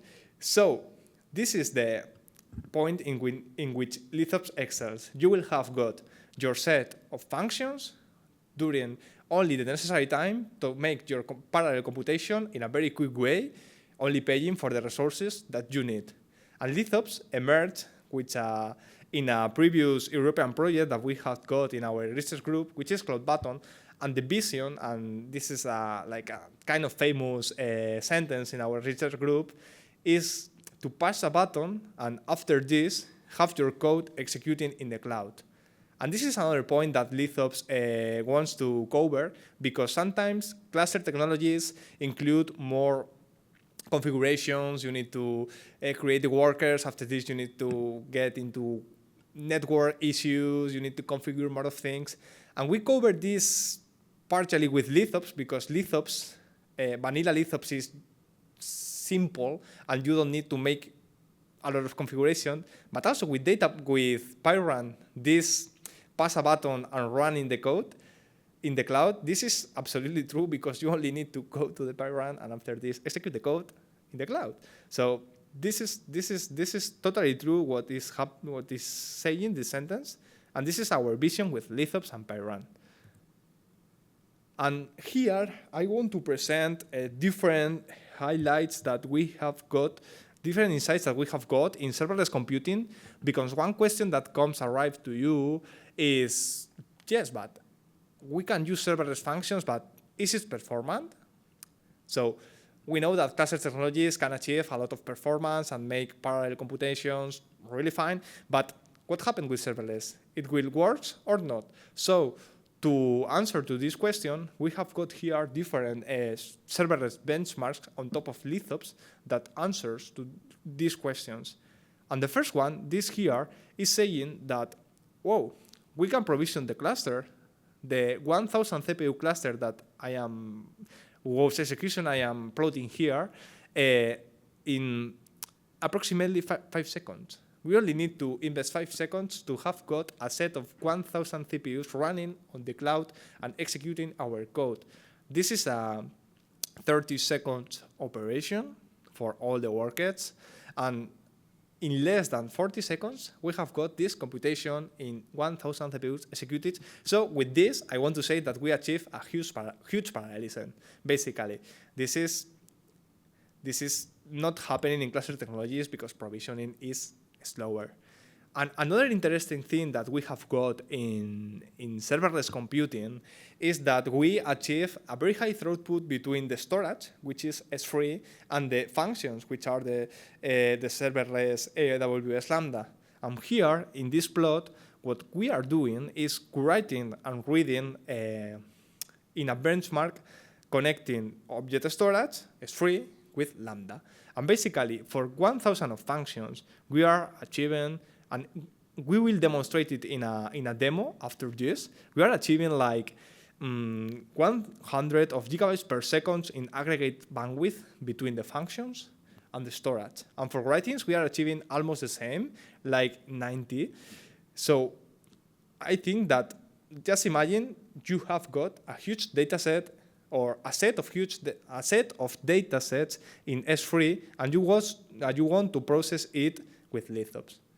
This connection is very good because the throughput is very high, so you can download it very quick, make the computation that you want to do. After this, upload it very quick to the object storage. So this is a reason why we think that, for example, Lithops is well suited for ETL processing, because you can get the data quick, compute the data in few time, and after this, re-upload the data, filter, transform it to the object storage. And here is, this slide is saying what different use cases can we implement on top of Lithops, because of course Lithops have got an API which is not compatible with all kind of parallel computations, but at a glance, Lithops works for map-reduced jobs or embarrassing parallel jobs. So if we have got a set of computations with lower of no communication and we want to spawn it very quick in the cloud on top of serverless functions, what we need to do is to use Lithops to map that functions into the cloud, and it can be work for embarrassing parallel jobs. Also, it works for some type of big data analytics that can be implemented on top of this map-reduce model. And also, I think it can be good for some ETL processes that can work on top of these map-reduce jobs, because the throughput between the storage and the compute is fine, is quite performant. So it's one point in which Lithops can excel. Another thing what is very particular and it's very comfortable in Lithops to have got the transparent access to the storage and the compute backends. But what does mean? This means that in Lithops we have got a lot of execution backends for both storage and compute backends. So we can not only work with Amazon S3. Lithops is a multi-cloud computing framework. So we can go to GCP, we can go to Azure, we can go to Allijun, a lot of, we can operate with, yes, for compute backends, we can operate not only with serverless backends, which are the main backends, of course. And Lithops was designed for serverless, for use serverless, but we can operate on top of virtual machines, on top of services like AWS Batch. So we can use all these services for execute our Lithops workloads with the same API. So the transparency is a very important thing in Lithops. You have got your code, and you can execute it in one cloud or in another cloud just by changing the configuration. No more vendor locking. And this is good because clouds are obsessed with the vendor locking. So here in this diagram, I will try to explain a little bit the architecture that are behind of Lithops. Of course, for the user, what is important is this, is the high-level API that we are offering to the user. And basically, the main API of Lithops is providing the way for executing that parallel workloads on top of serverless functions or other backends, of course. But what happened behind the scenes? So this is here, and I will explain these components. Basically, in our laptop in Pyrun instance, we will have got the executor, and the executor is an entity that is inside Lithops that will orchestrate the execution. So just imagine that we perform a map operation on Lithops and we spawn 100 functions. So this code and these functions and the data for these functions, if it is in the client, will be serialized and uploaded to the object storage backend, commonly S3. And after this, the execution will say, okay, invoker, which are another entity in Lithops, please invoke that 100 functions in the cloud. So the invoker will contact and request to the cloud provider, please activate me these 100 functions. Okay, after this, these 100 functions will be created and invoked in AWS Lambda. And after this, the runtime, this runtime is Lithops aware, will contact directly with S3 and download the function code and the data the runtime needs to start the execution. After this, the runtime will make the computation, and finally, when the result will be done, the result will be write to a storage backend. After this, the executor, which is monitoring the S3 or the storage backend, will recognize that the execution was done, and after this, we can get our result or simply final the computation. As here appears, as you know, we are integrated with out-of-cloud providers, no more vendor locking, and we can do all this logic over IBM, AWS, Google Cloud, and so on. So here, just a quick overview. In these two APIs, which are the more interesting APIs in Lithops, for compute, we have got the Futures API. This API is responsible of run parallel tasks in the computation backend. And we have got a little bit more, but this is the 4 more important operations. The first is a call assign operation, not very used, but is used for launch one single function in the cloud and execute your code in the cloud, your code and your data, which is missing here. More interesting, the map function. With the map function, you achieve to spawn your code in a set of parallel functions, and you give to each parallel worker the data that it needs, and after this, in parallel, each worker computes its own data, finally, at the end of the map computation, the client, of course, can retrieve the results with the get result operation.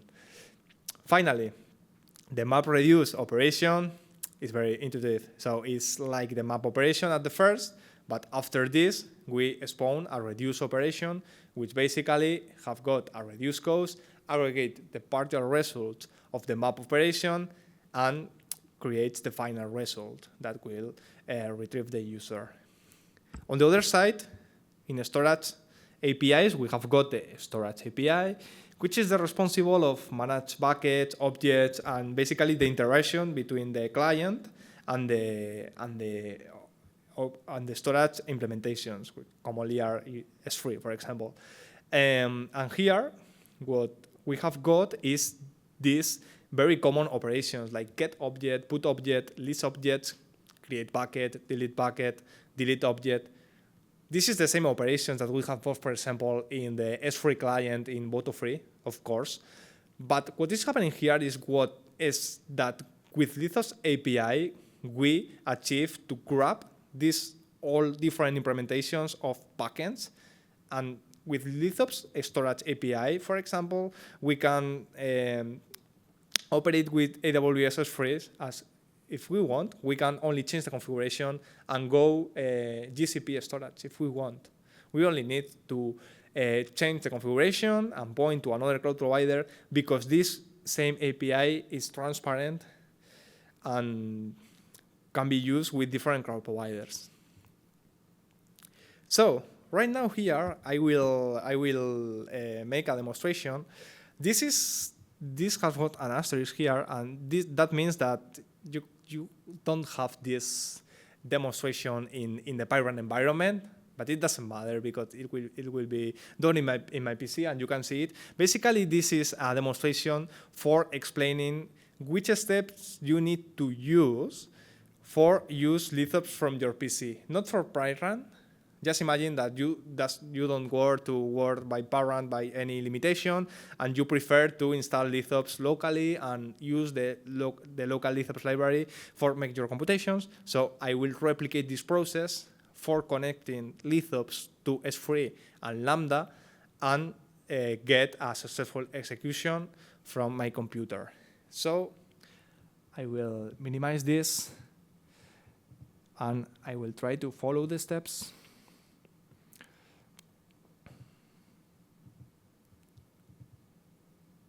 Second, I will open a terminal and make a little bit of zoom. Not too much.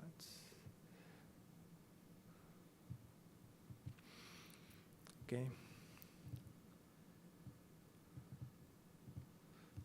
I can go here to the Lithops documentation, which is here in this URL.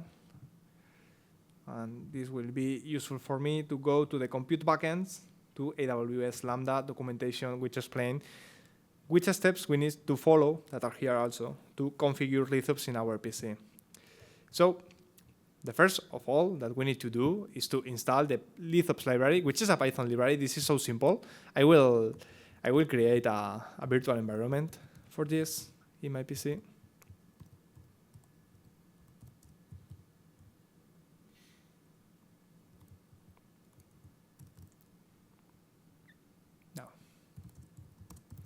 First of all,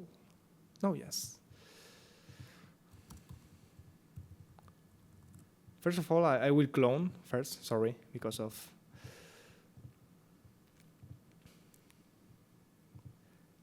I need to clone the Lithops repository just because here we have got the examples folder, and I will execute one example here. So I will clone this library, which is the Lithops open source project, and I will enter it. After this, I will create virtual environment, activate virtual environment, and after this, I will install the Lithops library with the extras of AWS.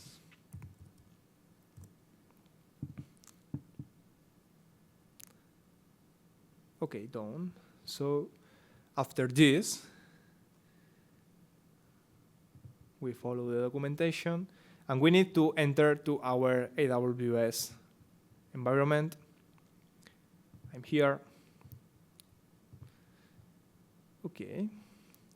So next step is to create a policy that allow the Lambda functions to access to the different services that they need. Like, for example, access to S3 operations, interact with other Lambdas, and so on. So for this, we need to go to IAM.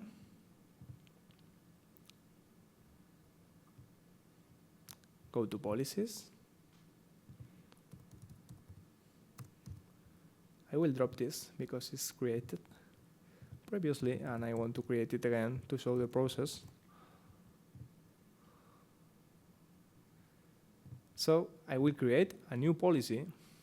This policy is here. We can just copy paste it, and it applies for the Lambda service. Oh, we can do it via JSON. Okay. So we continue. We name it as Lithops policy, and we create the policy. Done. So after the policy, we need to create the role that we will need. So in IAM, we change the page to role. And here also I have the Lithops role. I will drop it.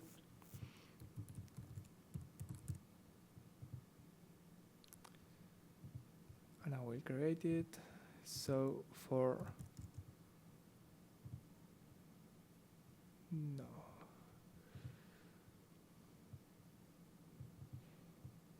Okay, so for Lambda, we are saying with this role that we will apply the Lithops policy. Okay. After this, the only thing that we need to do is to name the Lithops role and confirm the operation. Is done. Okay. And after this, we have got our necessary resources created in AWS, but we also need to link our PC to AWS and indicate to the framework that we need to use the S3 bucket, the S3 backend with Lambda compute backend, and so on. So we need to go to this Lithops config file, which is here in my user directory.lithops.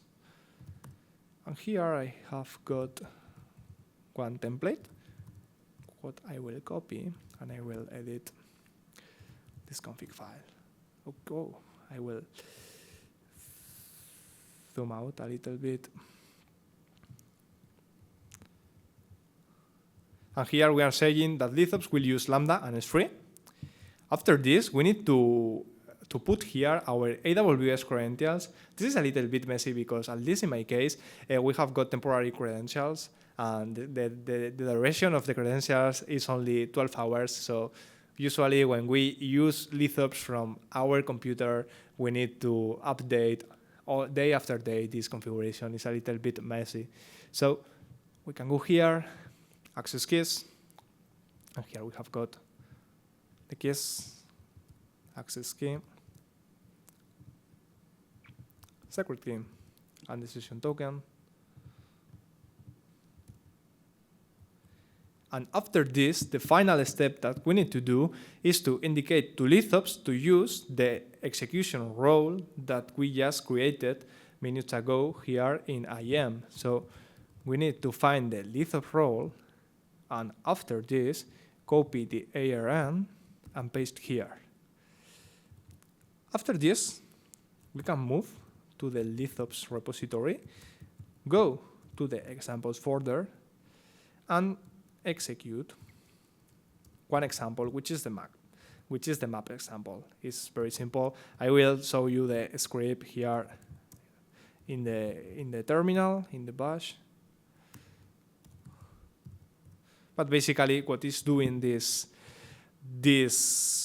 script is to declare an executor of Lithops and perform two map operations. The first are 2 lambdas, and the second are 6 lambda. And basically, the code is performing a sum over over a number. So this is so simple.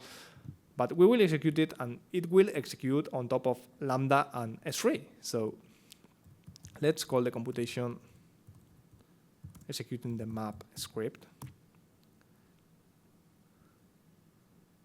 And pray it doesn't work. It does work. Let's wait a little bit.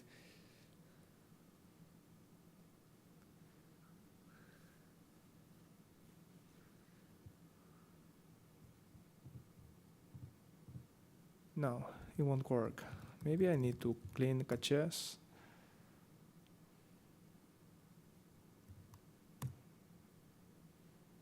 Okay, right now I think it would work.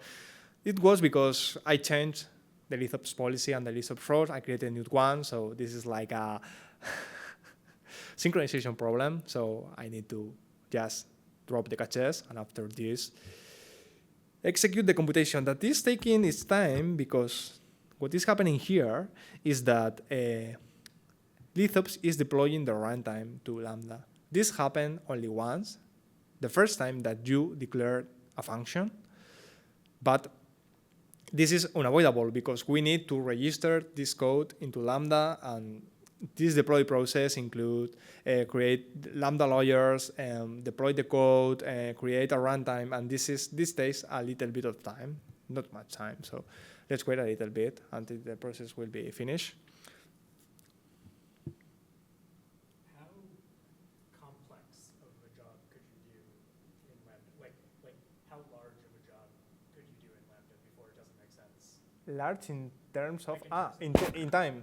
Yeah, memory, or even like the runtime, like if you need a lot of packages installed to do the job. No. For example, this is a very small example. We are deploying 266 lambdas, but we can create lambdas until 10 gigabytes. Sorry, until 10 gigabytes. But we can create more than the default quota is 1,000 lambdas. So the scale that you can get is high. You can expand your computation in a lot of functions in a parallel way. In time, of course, Lambda have got a timeout, and you cannot do computations on top of Lambda that takes more than, if I don't remember bad, 50 minutes is the timeout of Lambda. But what happens usually is that serverless applications that we have got are very quickly, because there are jobs that can be parallelized in a huge way, in an embarrassing parallel way. So if you can do it, if you can execute your job in a lot of functions, you can compute it very quick, because if you don't have a node with 1,000 functions, you can deploy 2,000 functions. So usually. So make the task smaller. Yes. It's like we have got a huge amount of data. We can access to that data in parallel, for example, with data plug, and as the computation that we need to do is embarrassing parallelizable, we can just make the number of partitions that we need. So we can tune the number of partitions to have got one or another execution time. Not for all computations, but part of the computations. So usually our applications are executed in 1 minute, 2 minutes, few time. We are not using the full timeout of Lambda usually. Otherwise, we can use another cloud providers, because, for example, if I don't remember bad, I think that in Google Cloud Run you can have got like 1 hour timeout functions, and same examples in other cloud providers. So maybe Lambda in that sense is quite restrictive, but if you use another execution backends in Lithops, you can remove this timeout. For example, if you have got a very long computation and you decide to use Lithops for it, you can use the EC2 backend and operate on top of virtual machines. So with this, you won't have a timeout because there are virtual machines. So I don't know what happened here. It's like stuck. Life problems usually happen. This is the good of Pyrun.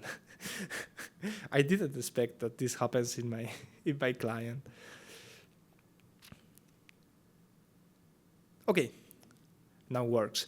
And here we have got this silly example, but working in Lambda that only +7 to a given number in parallel from our computing to the cloud. The takeaway for me of this demo number 6 is that it takes several minutes for an expert user to configure your PC for use S3 and Lambda. If you are a new user, you will need, at least in my case, like a couple hours to configure the environment. So I prefer to move Pyrun and do it directly without any configuration. So let's move Pyrun and execute another set of examples that we have got. This is the demo number 7. And if this example, we will execute a word count on top of a collection of files that we have got stored in S3. Here we have got a huge diagram with a lot of complexity that I will explain after this execution. So I will move Pyrun. Close this because I won't use this anymore. Here in demonstrations, go to the 7th demonstration. First of all, just import the library and declare the bucket that we will use, because in this bucket we have got different TXT files that we will process with Lithops. This is a small scale demo, so we only have got 5 files, tiny files. But just imagine that you have got a collection of thousands of files. So it's the same. You can make Lithops point to this bucket and analyze all these huge set of files with Lithops in the same way. In the same way, you can activate 5 functions or thousands of functions. It's the same process. So after this, we declare here the map function code. This basically what it's doing is to receive an object. This object is one of the TXT files that we have got in our bucket. And basically, we are retrieving the data of this, the body of this TXT file here, and we are counting the number of words per word. The final output of this demo will be a word count. In other words, the amount of words that we have per each word. So here, we will define the reduce function. The reduce function basically is collecting the partial results of all the maps operations, and here is aggregating the partial results towards the final result, towards getting the final result. And after declare these functions, the only thing that we need to do, and this is very small piece of code, because we only need to first declare the Lithops executor. After this, we call to the map reduce operation, saying, okay, this is my map function, that is the partial word counter per file. This is the bucket that I want to use. This is like a peculiar option in Lithops. Not usually, but you can also pass as a parameter here an array with different data, and each of the cells of this array will be mapped to each worker. And finally, the reduce functions will aggregate the final word counting towards the partial word counting towards the final word counting. And that's all we need to do. Finally, here we will print the result of this computation. So let's execute and wait a little bit. Seeing the logs, there are the bug logs. Too much stuff here, but this is good because we can overview a little bit what's happening. We are using Lambda, we are using S3 as a storage backend, and as in the previous experiment, we need to wait some time because the Lithops tool is deploying the runtime. So let's give it a little bit of time.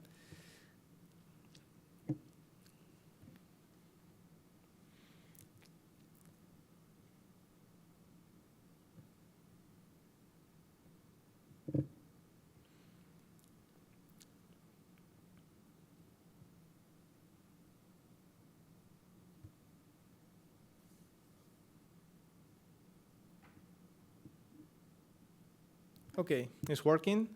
The functions are invoked in Lambda. The computation is very quick because the file is too small. And finally, the reduce function is running, getting the partial results.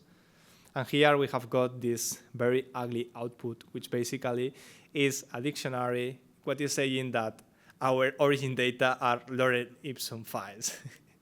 So basically, okay, this word was once in each file. We have got 5 files that are the same, so we have got five lorems, and so on for all the different words that we have. That, but just imagine this is a toy.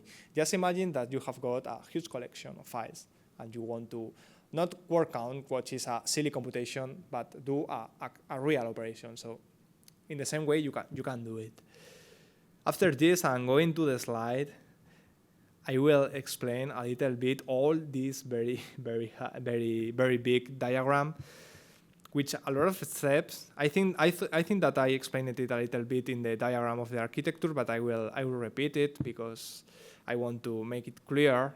So first step, Lithops creates the executor. This is an unavoidable step, and after this, the user, in that case, executes a map reduce operation. So after this, what happens is that the executor serializes codes and data. In that case, there is no data because the data is remote in S3. In that case, the executor serializes code and push it to S3. After this, executor says to invoker, please activate my 5 Lambda functions, and invoker do this. Okay, activate that functions. So after this, that activated functions go to object storage to retrieve the code that they need to execute and also the data that we need to consume. After this, the map functions execute the code itself, and once the result is done, the map functions store its own result in object storage. After this, the executor, which is constantly monitoring the object storage, says, okay, the map computation was finished, all the functions in the map was finished, so after this, I will order to the invoker to execute the reduce function. So the invoker calls to Lambda and says, activate my reduce worker. So this reduce worker activated, go to object storage, download this code, download the partial results of the map operations, and after this, execute this code, and finally write the final result into object storage. After this, the executor, which is constantly monitoring, get the results from the storage backend, and if required, return the final results to the user. What you need to see here is also like object storage acts like a broker between the client and the computational backend. So for interchange data, we are usually using the storage backend S3 or the other. So this is very simple, but in reality, what only user does is this part, use Lithops. This is all behind the scenes. But let's move to another example that I have and you have also in Pyram, but you cannot do it because, or you can do it, but any one of you have got an IBM account in cloud? I don't think so, no. So, but I have an IBM cloud account, and I will show you how we can execute the same code in AWS with Lambda and S3, and in IBM with object storage, cloud object storage in IBM and Code Engine. So I will move here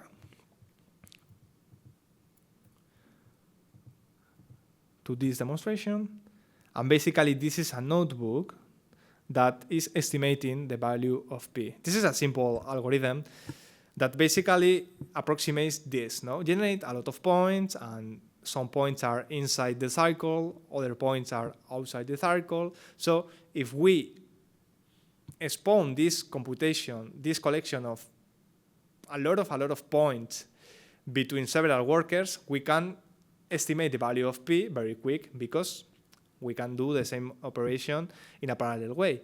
So this is all we need to know about this P Monte Carlo simulation on top of Lithops. Basically, it will spawn a very huge collection of points between several workers to approximate the value of P.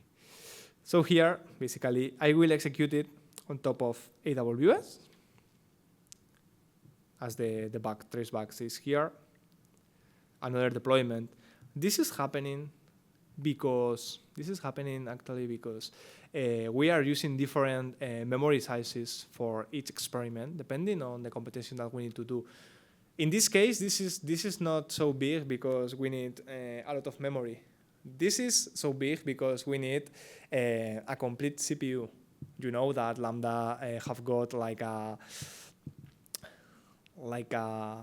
straight proportion between memory and CPU. So if we want one complete CPU, we need to hire at least 169 megabytes. So in that case, we are using this memory to have got more computational power. Okay, this is done. Here, the application is estimating the value of P. Not very, very good, maybe because we need more points, no? But this is not important. This is the important part. The important part is that we can go here to the Lithops configuration, and as I have in Pyrun configured also my backend, not for use only AWS, but also for use IBM. Whoa, I don't have IBM. I thought that I had IBM. Whoa, I have problems. Anyway, just we can skip it, but I promise you that we can we can execute this same code on top of IBM Cloud Object Storage and Code Engine. Just go here to Lithops documentation, and here we have got the different compute backends and the different storage backends that we have got, all with the same API. There are a lot of implementations. We can use clouds like GCP, Lambda, Azure, Oracle, AliExpress, open source platforms like OpenWhisk.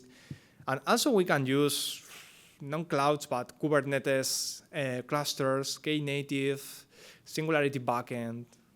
Another interesting option is that we not only operate with serverless, but also we can spawn the same computations over virtual machines. This is called the standalone mode, and this standalone mode allows us to execute the same workloads in EC2, IBM virtual machines, Azure virtual machines. And with this, what we achieve is to operate that virtual machines in a serverless way. This is interesting, for example, because you just imagine that you are implementing your use case on Lithops, on serverless functions, and after some implementation, you discover that your pipeline is quite long in terms of time, and also your pipeline is very expensive to execute, and you want to move to infrastructure as a service because it's cheaper, of course. So you don't need to move to another framework. You can use Lithops, which is called its standalone mode, operate virtual machines in a serverless way. So, continuing with the slides, let's move to the next demonstration. All of you can execute this demonstration, which is the number 9. And this is the demonstration of we said in the high performance insights in the first part of this block 2 presentation of Lithops. And basically here in Pyrun, we have got the scripts that we need to launch these benchmarks. These benchmarks are quite interesting. We executed in our group years ago did that benchmarks over different cloud providers. And they were very valuable because they allow us to know how much performance are the different cloud providers. For example, AWS have got very good throughput between object storage and Lambda, and also AWS allow us to provision a lot of functions in a very few time.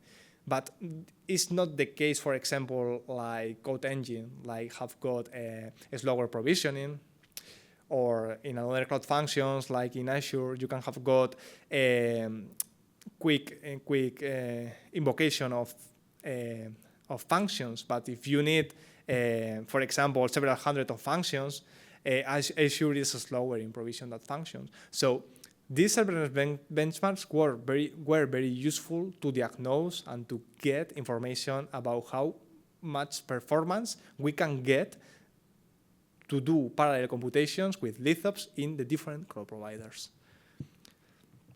But we will execute it on top of AWS in this moment, and I assure you that with AWS the performance is quite good. So I'm here in the flops serverless benchmarks because we have got two benchmarks, one for computation and one for storage. So let's execute it.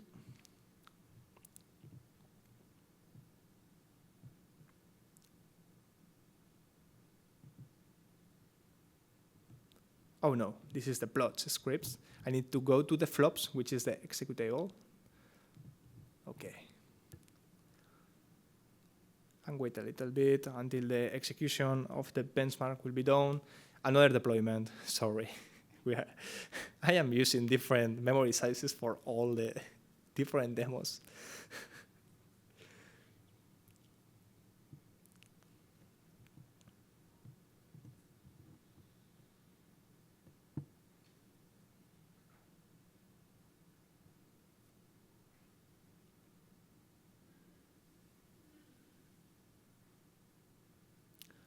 Don't worry if you are using your AWS account.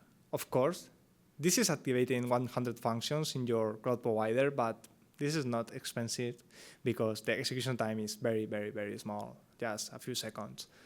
They are finishing the functions, so this is not expensive.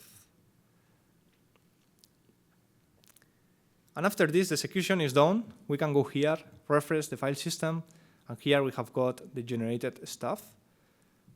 We will overview a little bit different generated plots. Here we have got the wall clock execution time of the functions. Here we have got like a huge gap. This is because of the deployment of the runtime. But if we execute this, and I will do it, of course. I will execute it again to get the nice plot. At the same time, you can see here that if you execute again, you don't need to redeploy. This is only a single once operation that you need to do only once. Where is that runtime defined, or is it just defined by like this file? Oh, this is very interesting question. Of course, in PyRun here in this .pyrun folder, we have got the Docker file. And we have got two options in PyRun, indeed. This is a very interesting point that I didn't have the intention to cover with the tutorial, but this is a very interesting question. So here in PyRun, if we go to our workspaces and we want to create a new workspace, what we can do is to create the new no. Let me, where is this option? Maybe not here. Lithops. Maybe not here, I don't know.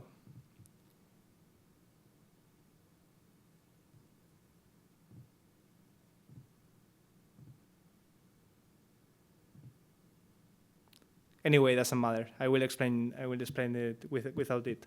I can find it right now. But in PyRun, we have got two options to manage our runtime.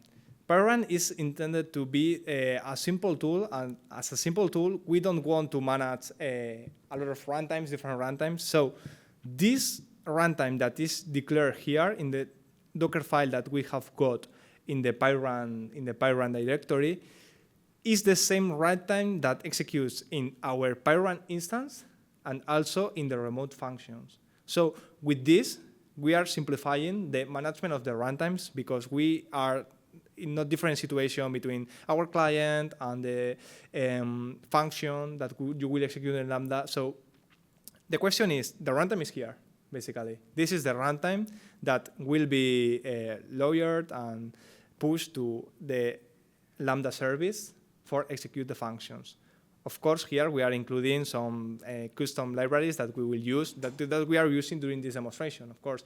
And if you need to include a new library, what you need to do is to go to this Docker file, you add your library, and here, this extension in Python, which is very comfortable, says to you, you change it your runtime. Do you want to rebuild it? And if you say yes, basically Python by yourself will rebuild this and re-upload the functions automatically without doing nothing. That's comfortable. Okay, so let's continue with the demonstration. Here we have got the updated plots. And here we can see what is happening. Of course, warm functions, because was executed seconds ago, and the provision time is absolutely very, very quick. If you executed something seconds ago and you re-execute it, the functions are warm. So this is less than 1 second of provisioning time. We are achieving the maximum parallelism, the maximum concurrency in more than 1 second, in less than 1 second, and this is very amazing in my opinion. So with this, you compute the 100 functions in parallel, and here the interesting plot in this benchmark is the GFlops plot.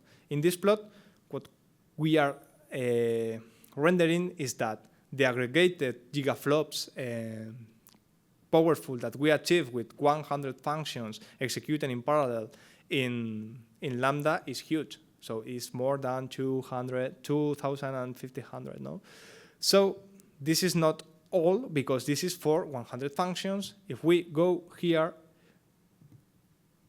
to the 1,000 functions directory, we have got the screenshots and the plots for the scale that we achieve if we move to 1,000 functions. And here, let's zoom in a little bit. Here we are achieving, this is a little bit different memory amount, but we are achieving like 20,000 gigaflops, which is a good computational power in your serverless, let's say, cluster, serverless sets of functions. So let's move to the next serverless benchmark, which is not the flops benchmark, it's the storage benchmark. So going here, we have got here the executable, and we execute it just clicking here. Let's wait a little bit. Probably, oh, I need to put my ID, of course. Probably using another different, of course, memory, just for redeploy function.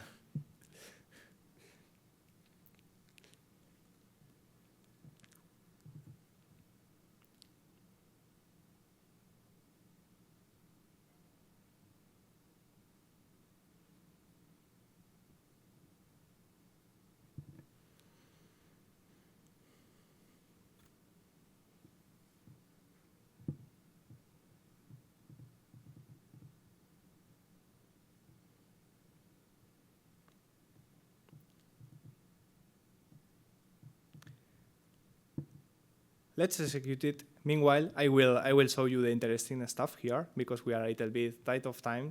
Only miss 1 hour until the end.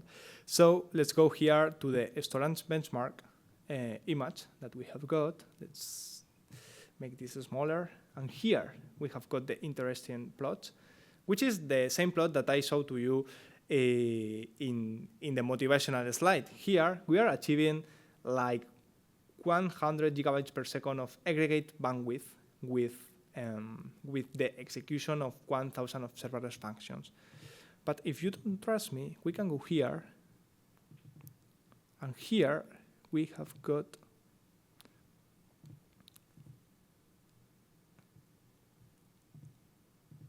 where is the, oh, it's here, no, I need to refresh. It's here, okay. Here for 100 functions, we are achieving 10 gigabytes. So it's totally linear. And this is a thing that happened with S3. S3 scales totally linearly. So you have got around 90, 100 megabytes per second per function connected from lambda to S3. So if you use 100, you have got 10 gigabytes per second. If you use 1,000, you have got 100 gigabytes per second. So the scalability with Lambda and S3 in terms of throughput works really, really good. And this is the takeaway of this serverless storage benchmark. So let's close this and continue with the slides.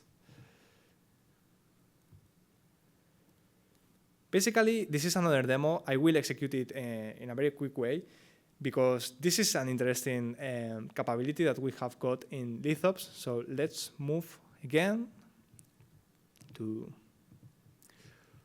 here. I will change this here to the Mandelbrot preprocessing, because this is quite, for me, it's funny, this notebook. What is happening here, let me explain the purpose of this demo, is that we are overriding the multiprocessing Python library.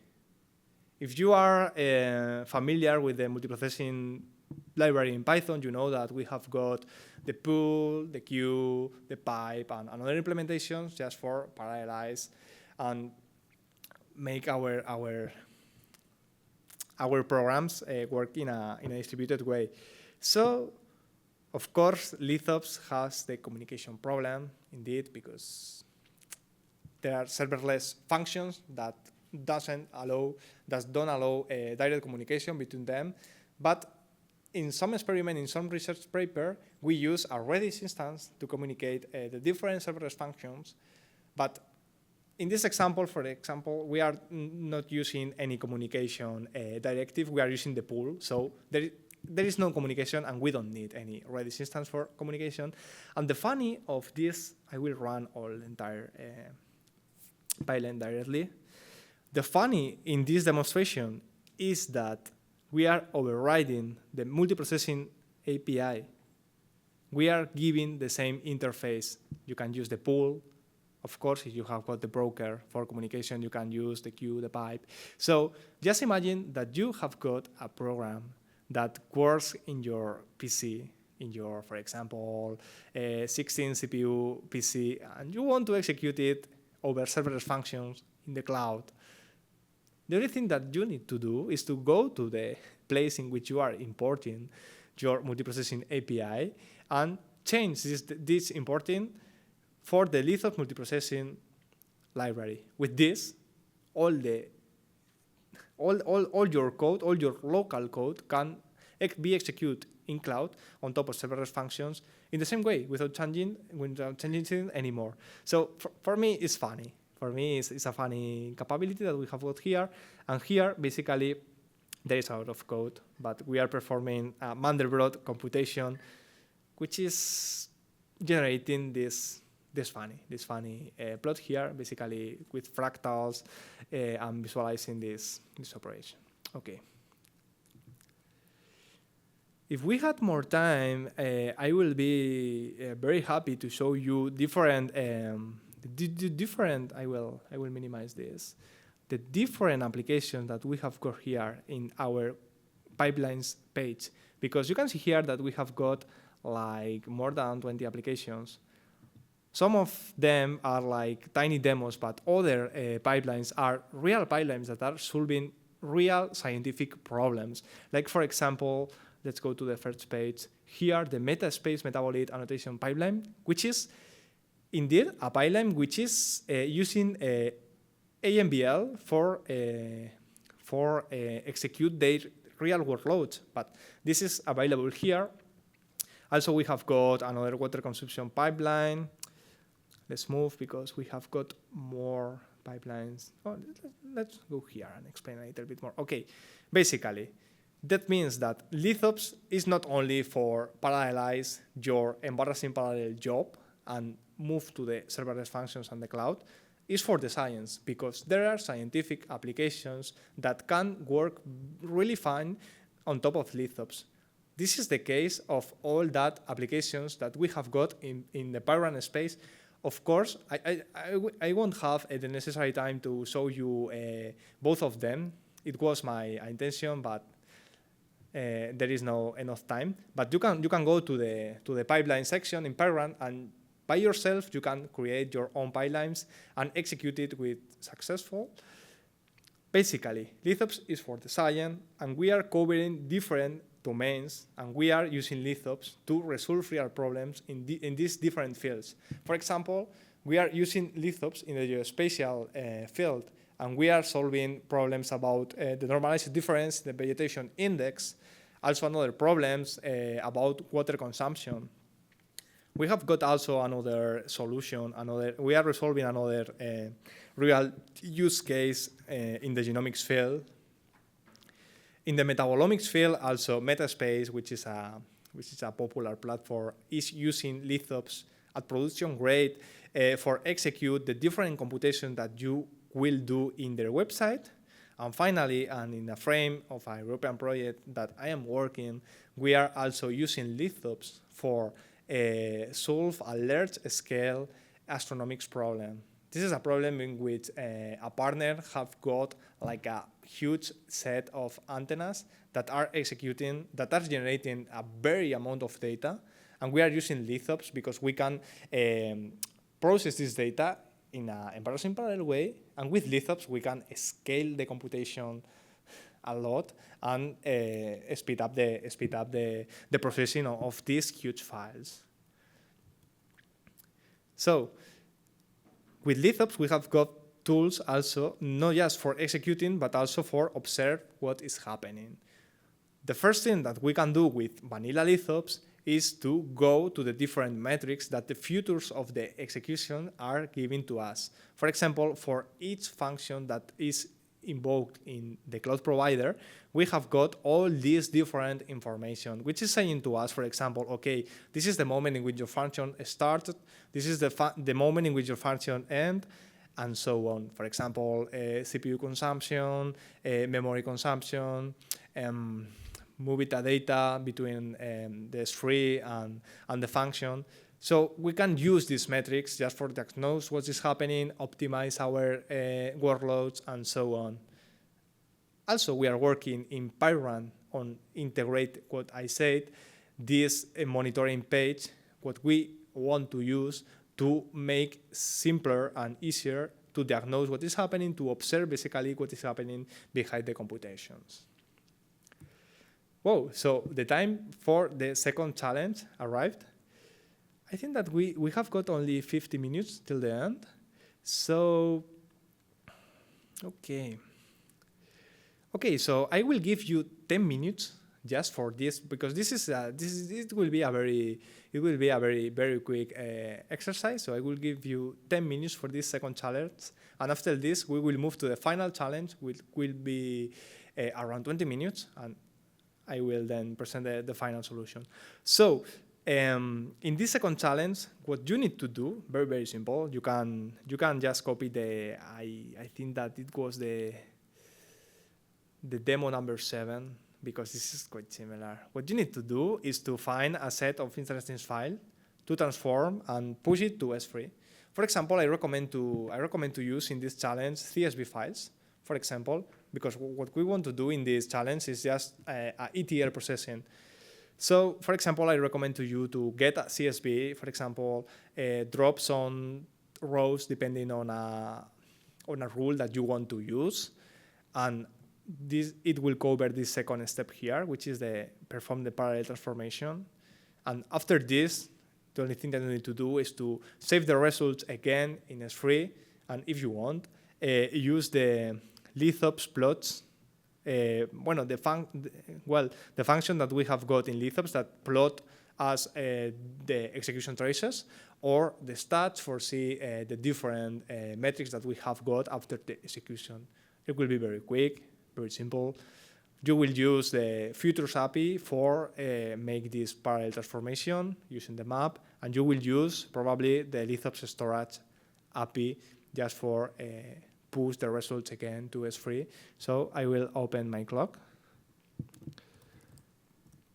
and just define 10 minutes.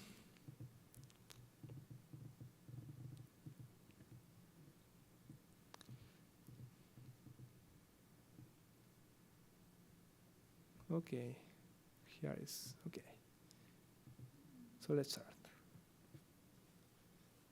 Of course, if you have any questions, you know, you can ask me. Yes.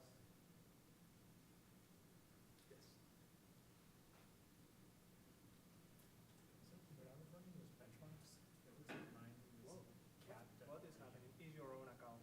Yeah. I know absolutely what's happening. Is there like a limit of that? Yeah, you are noticing that Yeah. it's like this is a hard problem. Yeah. And this is a discussion that I had with my professor. And he told me, no, you are not right. But I knew that I was not poor. So I think that any of us have the complete are right, was right. So what's happening is that, of course, you have got a quota here that is limiting your lambda functions to 10. This is not happening in the account that I provided because the limit is like 1%. It's different. Yeah. But what is happening is that I think that previously AWS limited the number of functions to 10. But in the new creation, in the new sandbox, in the new accounts, I think that they are limiting the number to 1,000 by default. So because this is because it's I created. I think that this is a old account. Yeah. Oh, okay. So let's go here.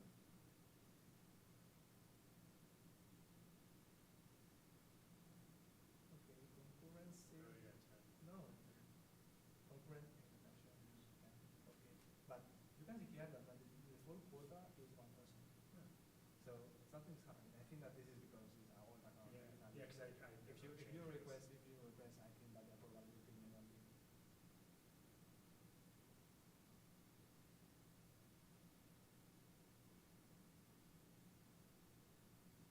It's a bit messy with the quotas. Yeah. I don't think I don't know if you are very familiar with this process, but this is the default. Okay.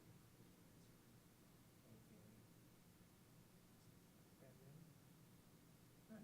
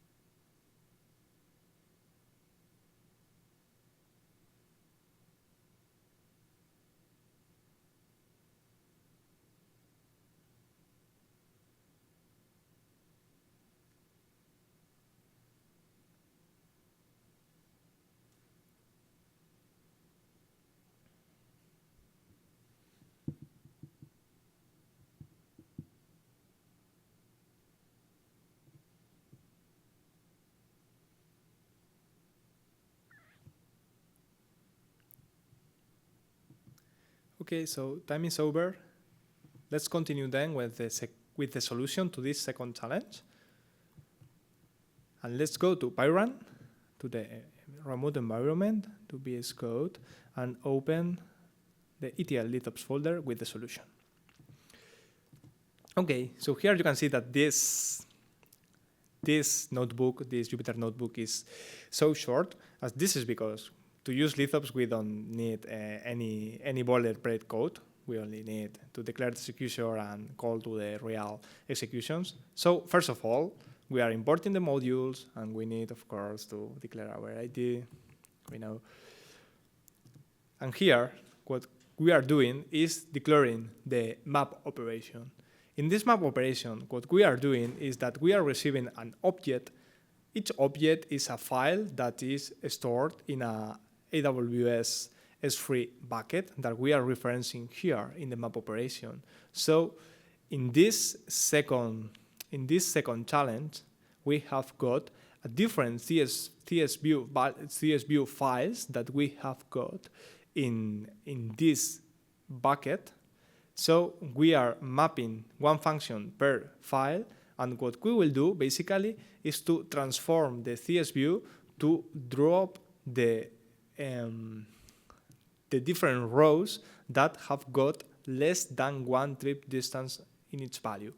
After this, the thing that we will do basically is to save this new CSV value, this new CSV file, and after this, we will rewrite this data to S3 again. All this ETL transformation and process happens in very few code, because the only thing that we need to do, is to declare the function executor, and after this, call to the map operation. So let's do it and see what happened. Fine. No deploy in the runtime. It will be quick. Right now, 25 functions are executing in Lambda, processing one different file per function.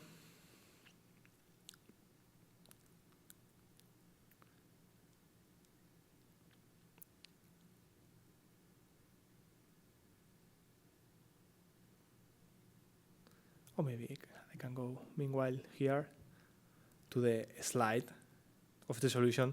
What we are doing here, basically, as I said, is drop CSV rows in one set of different CSV files that we have got.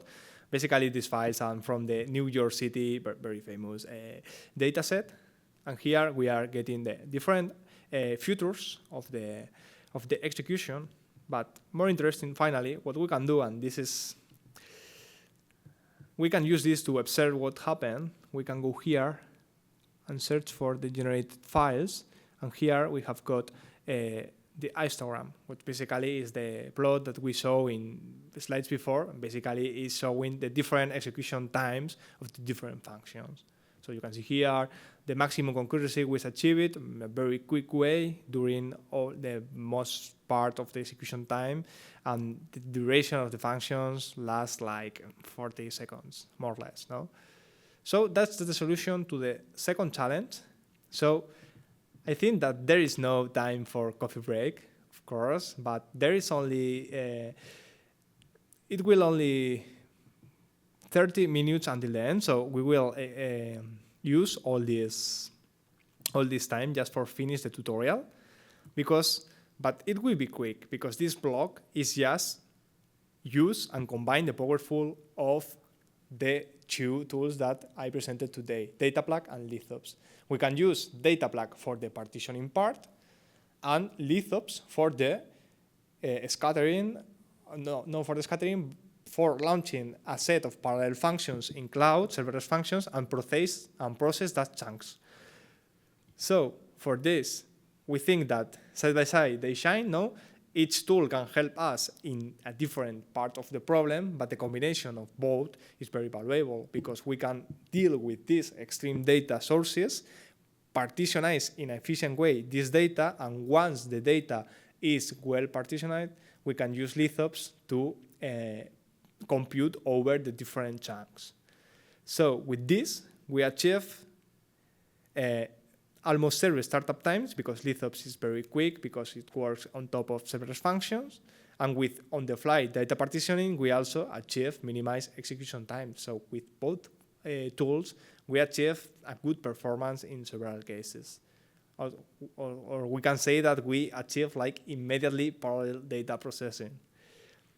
So this will be very quick. After this slide, I will move to the final challenge, which will combine the two different tools. But basically, what I want to explain here is that Lithops and DataPlug are very feasible for the different use cases in which we have got short execution times. This can happen commonly in ETL transformations, for example, because if we can download the data quick because we have got very high throughput between storage and compute engines, we can transform the data quick because the chunks are small and we can upload the data again in a quick way. ETL's operations can be quick and sudden, for example, and sporadic, I want to say. If you have got sporadic executions and we compare to use serverless functions for do this computation versus start a cluster and use that cluster for do the same operation, what is happening is that we can win in speed, or in other words, execution time, and also we can win in the cost plane, because if we need to start a cluster and manage the creation of a cluster or virtual machines, what is happening is that we are investing time and cost in the initialization process of this cluster. So here in the orange bar, we have got the speed and the cost of execute a short ETL processing stage on top of coiled. And what happened is that, of course, the initialization time is prohibitive and we need to pay more money and the computation of this work is slower. So this is not very serverless. It's serverless, of course, the experience is serverless, but what happens is that a lot of there is room for a lot of improvement in performance and in cost. So with Lithops, we have got the serverless solution for which, for short processing stages, we can achieve better speed executions and better cost.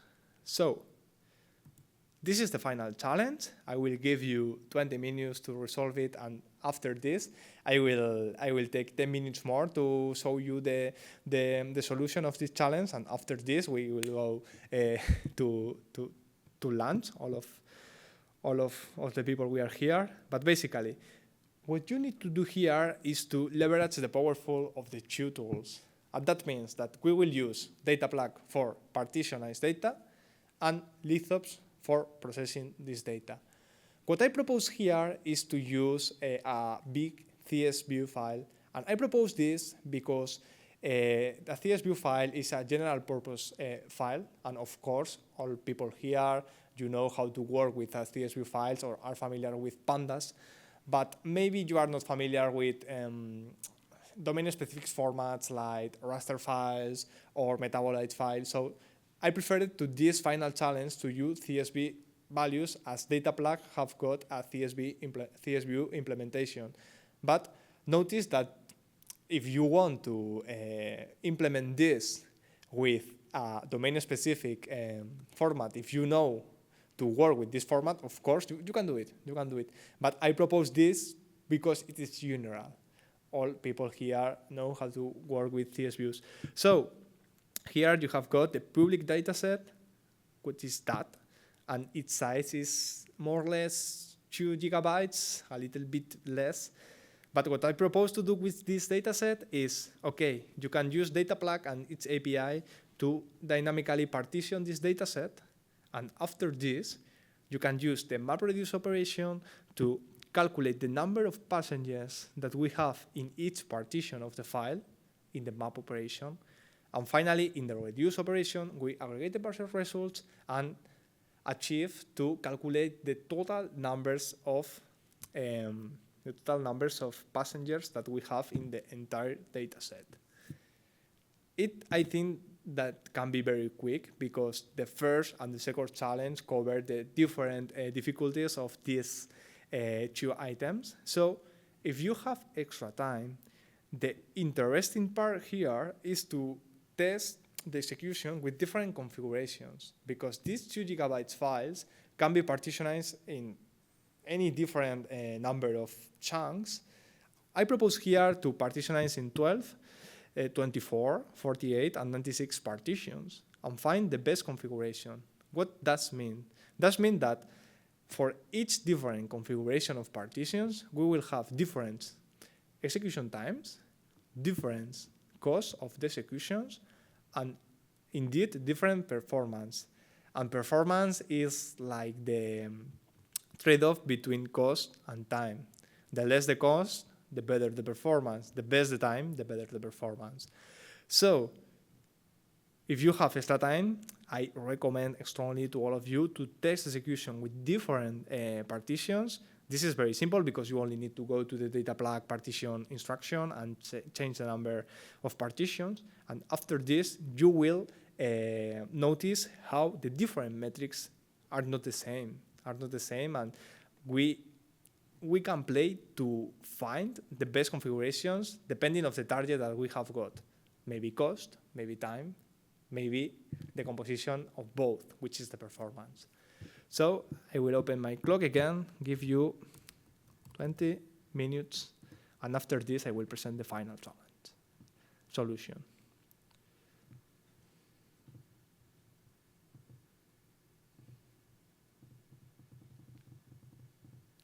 Of course, if you have any questions, please, you can ask me.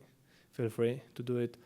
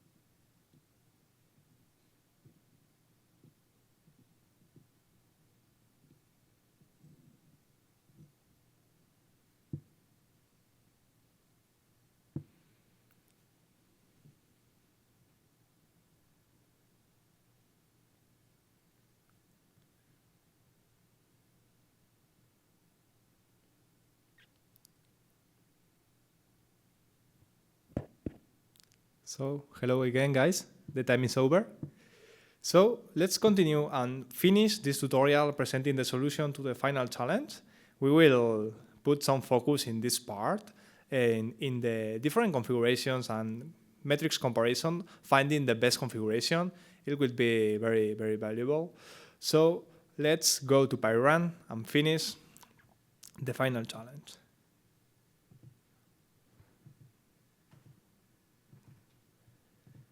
So here we have got the solution notebook to the pipeline, and let's execute cell by cell and see what happens.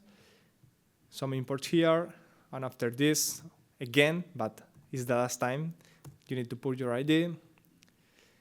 After this, what we are doing here is to use the cloud object, which is the data clag wrapper for different objects, to a CSV file, which is this New York City dataset file that we have got in our bucket.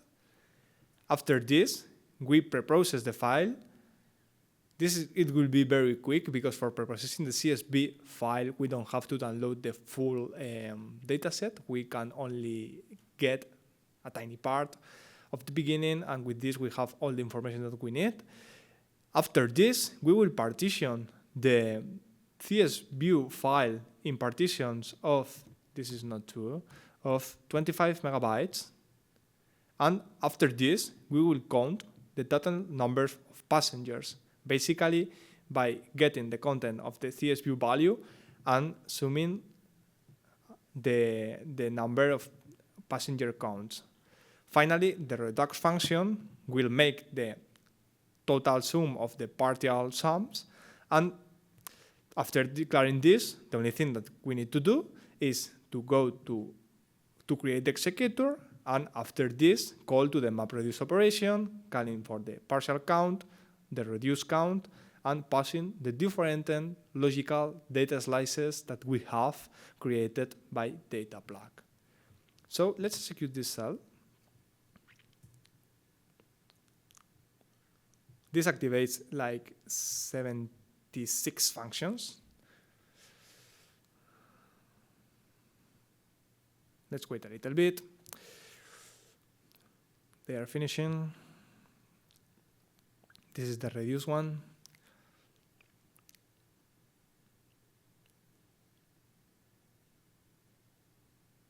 And after this, here we have got the total account that is like 21 millions. Okay. But after this, what we want to do is not only to have got this result, which is interesting. We are covering this first part of the final challenge, but also we want to focus in the different performance that we can achieve with different configurations. So for this pipeline, we will change the configurations using 12 workers, 24, 48, and 96, and see what happens.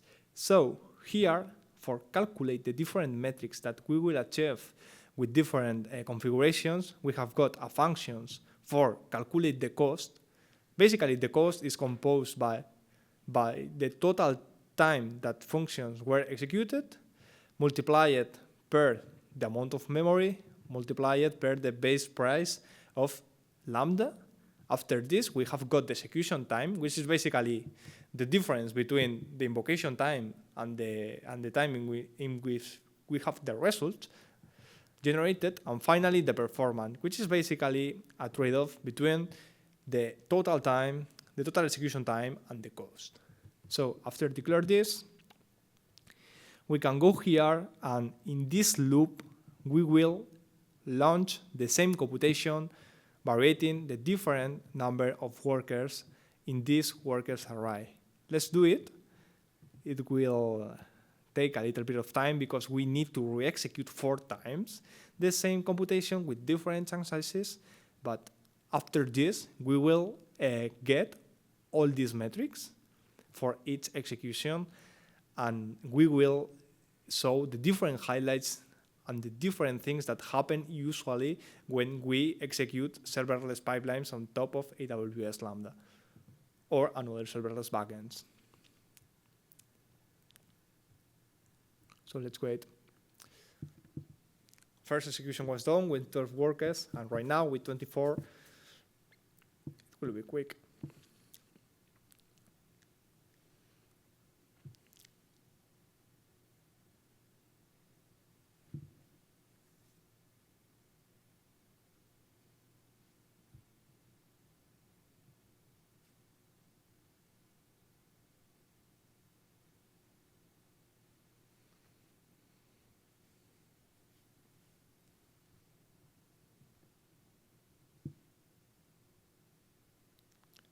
For explaining the next cells, basically what we will do after this is we have got a dictionary with the different metrics in cost, time, and performance, and we will plot these values for the different configurations and see what is happening.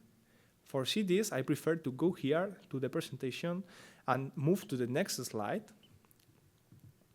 The execution was finished, so let's go there. And here are the interesting metrics and the different tendencies that we can see for different variables. So what happens with time is, of course, the more the workers, the less the time, the execution time that you have got to process your pipeline. But this is not linear because, for example, here for 12 workers, we have got like 20 seconds. And for 96, which is 8 times more, we have got the half. So this is not linear. And with cost happens the opposite. With cost, with less functions, we have got 2 units. This is not USD. This is this value here. So, but with this, we have got like 2, and with 98, which is 8 times bigger, we have like 7. So the time and the cost are correlated to the number of workers, but are not linear. So what we usually want to do when we execute these serverless pipelines on top of these serverless pipelines is to find the best configuration for us. If the time is very important, of course, we can get this partition, this number of chunks and get the faster execution, but it is very expensive.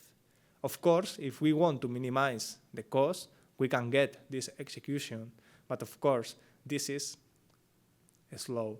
So one thing that we can do is to calculate the performance. The performance is the combination of both time and cost, and with the performance, we get the most performance combination. So here we can see the different. This is a plot in which we have got the cost in the IX and the elapsed time in the XX, and we can see how the 24 workers is the better combination because it has low cost and also it has low execution time. And here, if we move to the, we can plot the same plots here. This is totally true. Are absolutely different execution but same data. You can see here. And finally here, we can see this is the normalized performance array that we have here. Of course, this is for 24. This is the maximum performance. But if we go here, for example, for the 48 workers setup, we can see that is less than a half performant like the previous execution. So when you use serverless, this is a common problem. You want to use your resource efficiently, and for this, you can use data plug for tune the pipeline, dynamically partition the data, prove different configurations, and after this, select the configuration that is most performant for you. So, and for end this tutorial, thank you very much to all of you for staying here, for attend during the 4 hours, which is a lot of time.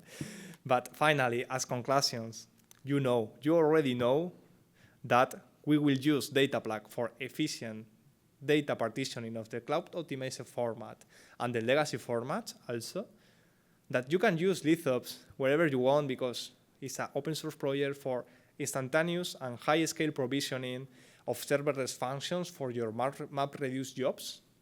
And of course, if you want to continue using Pyrun for a seamless experience in the serverless computing development, it's open, available via browser, and you can use it. So that's all. Thank you very much.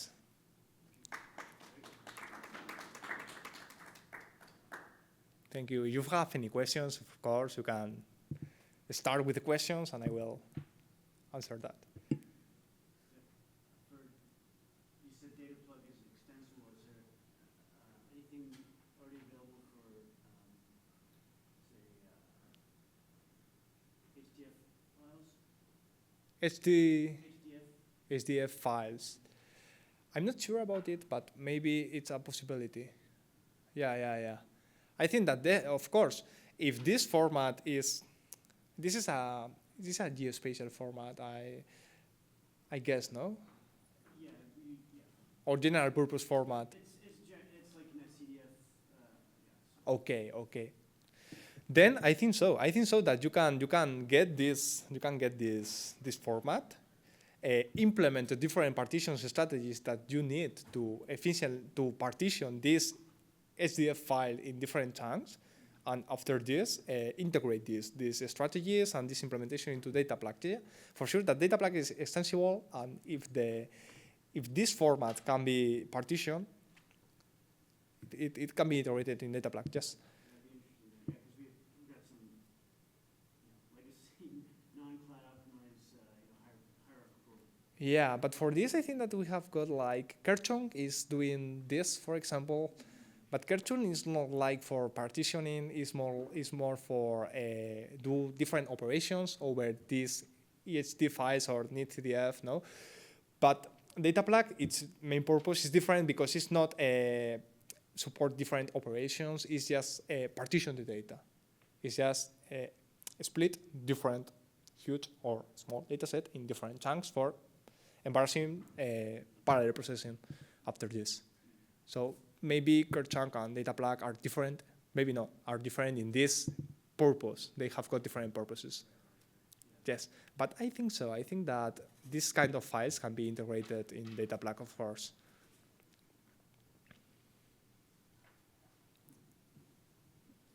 Okay, so thank you very much to all of you.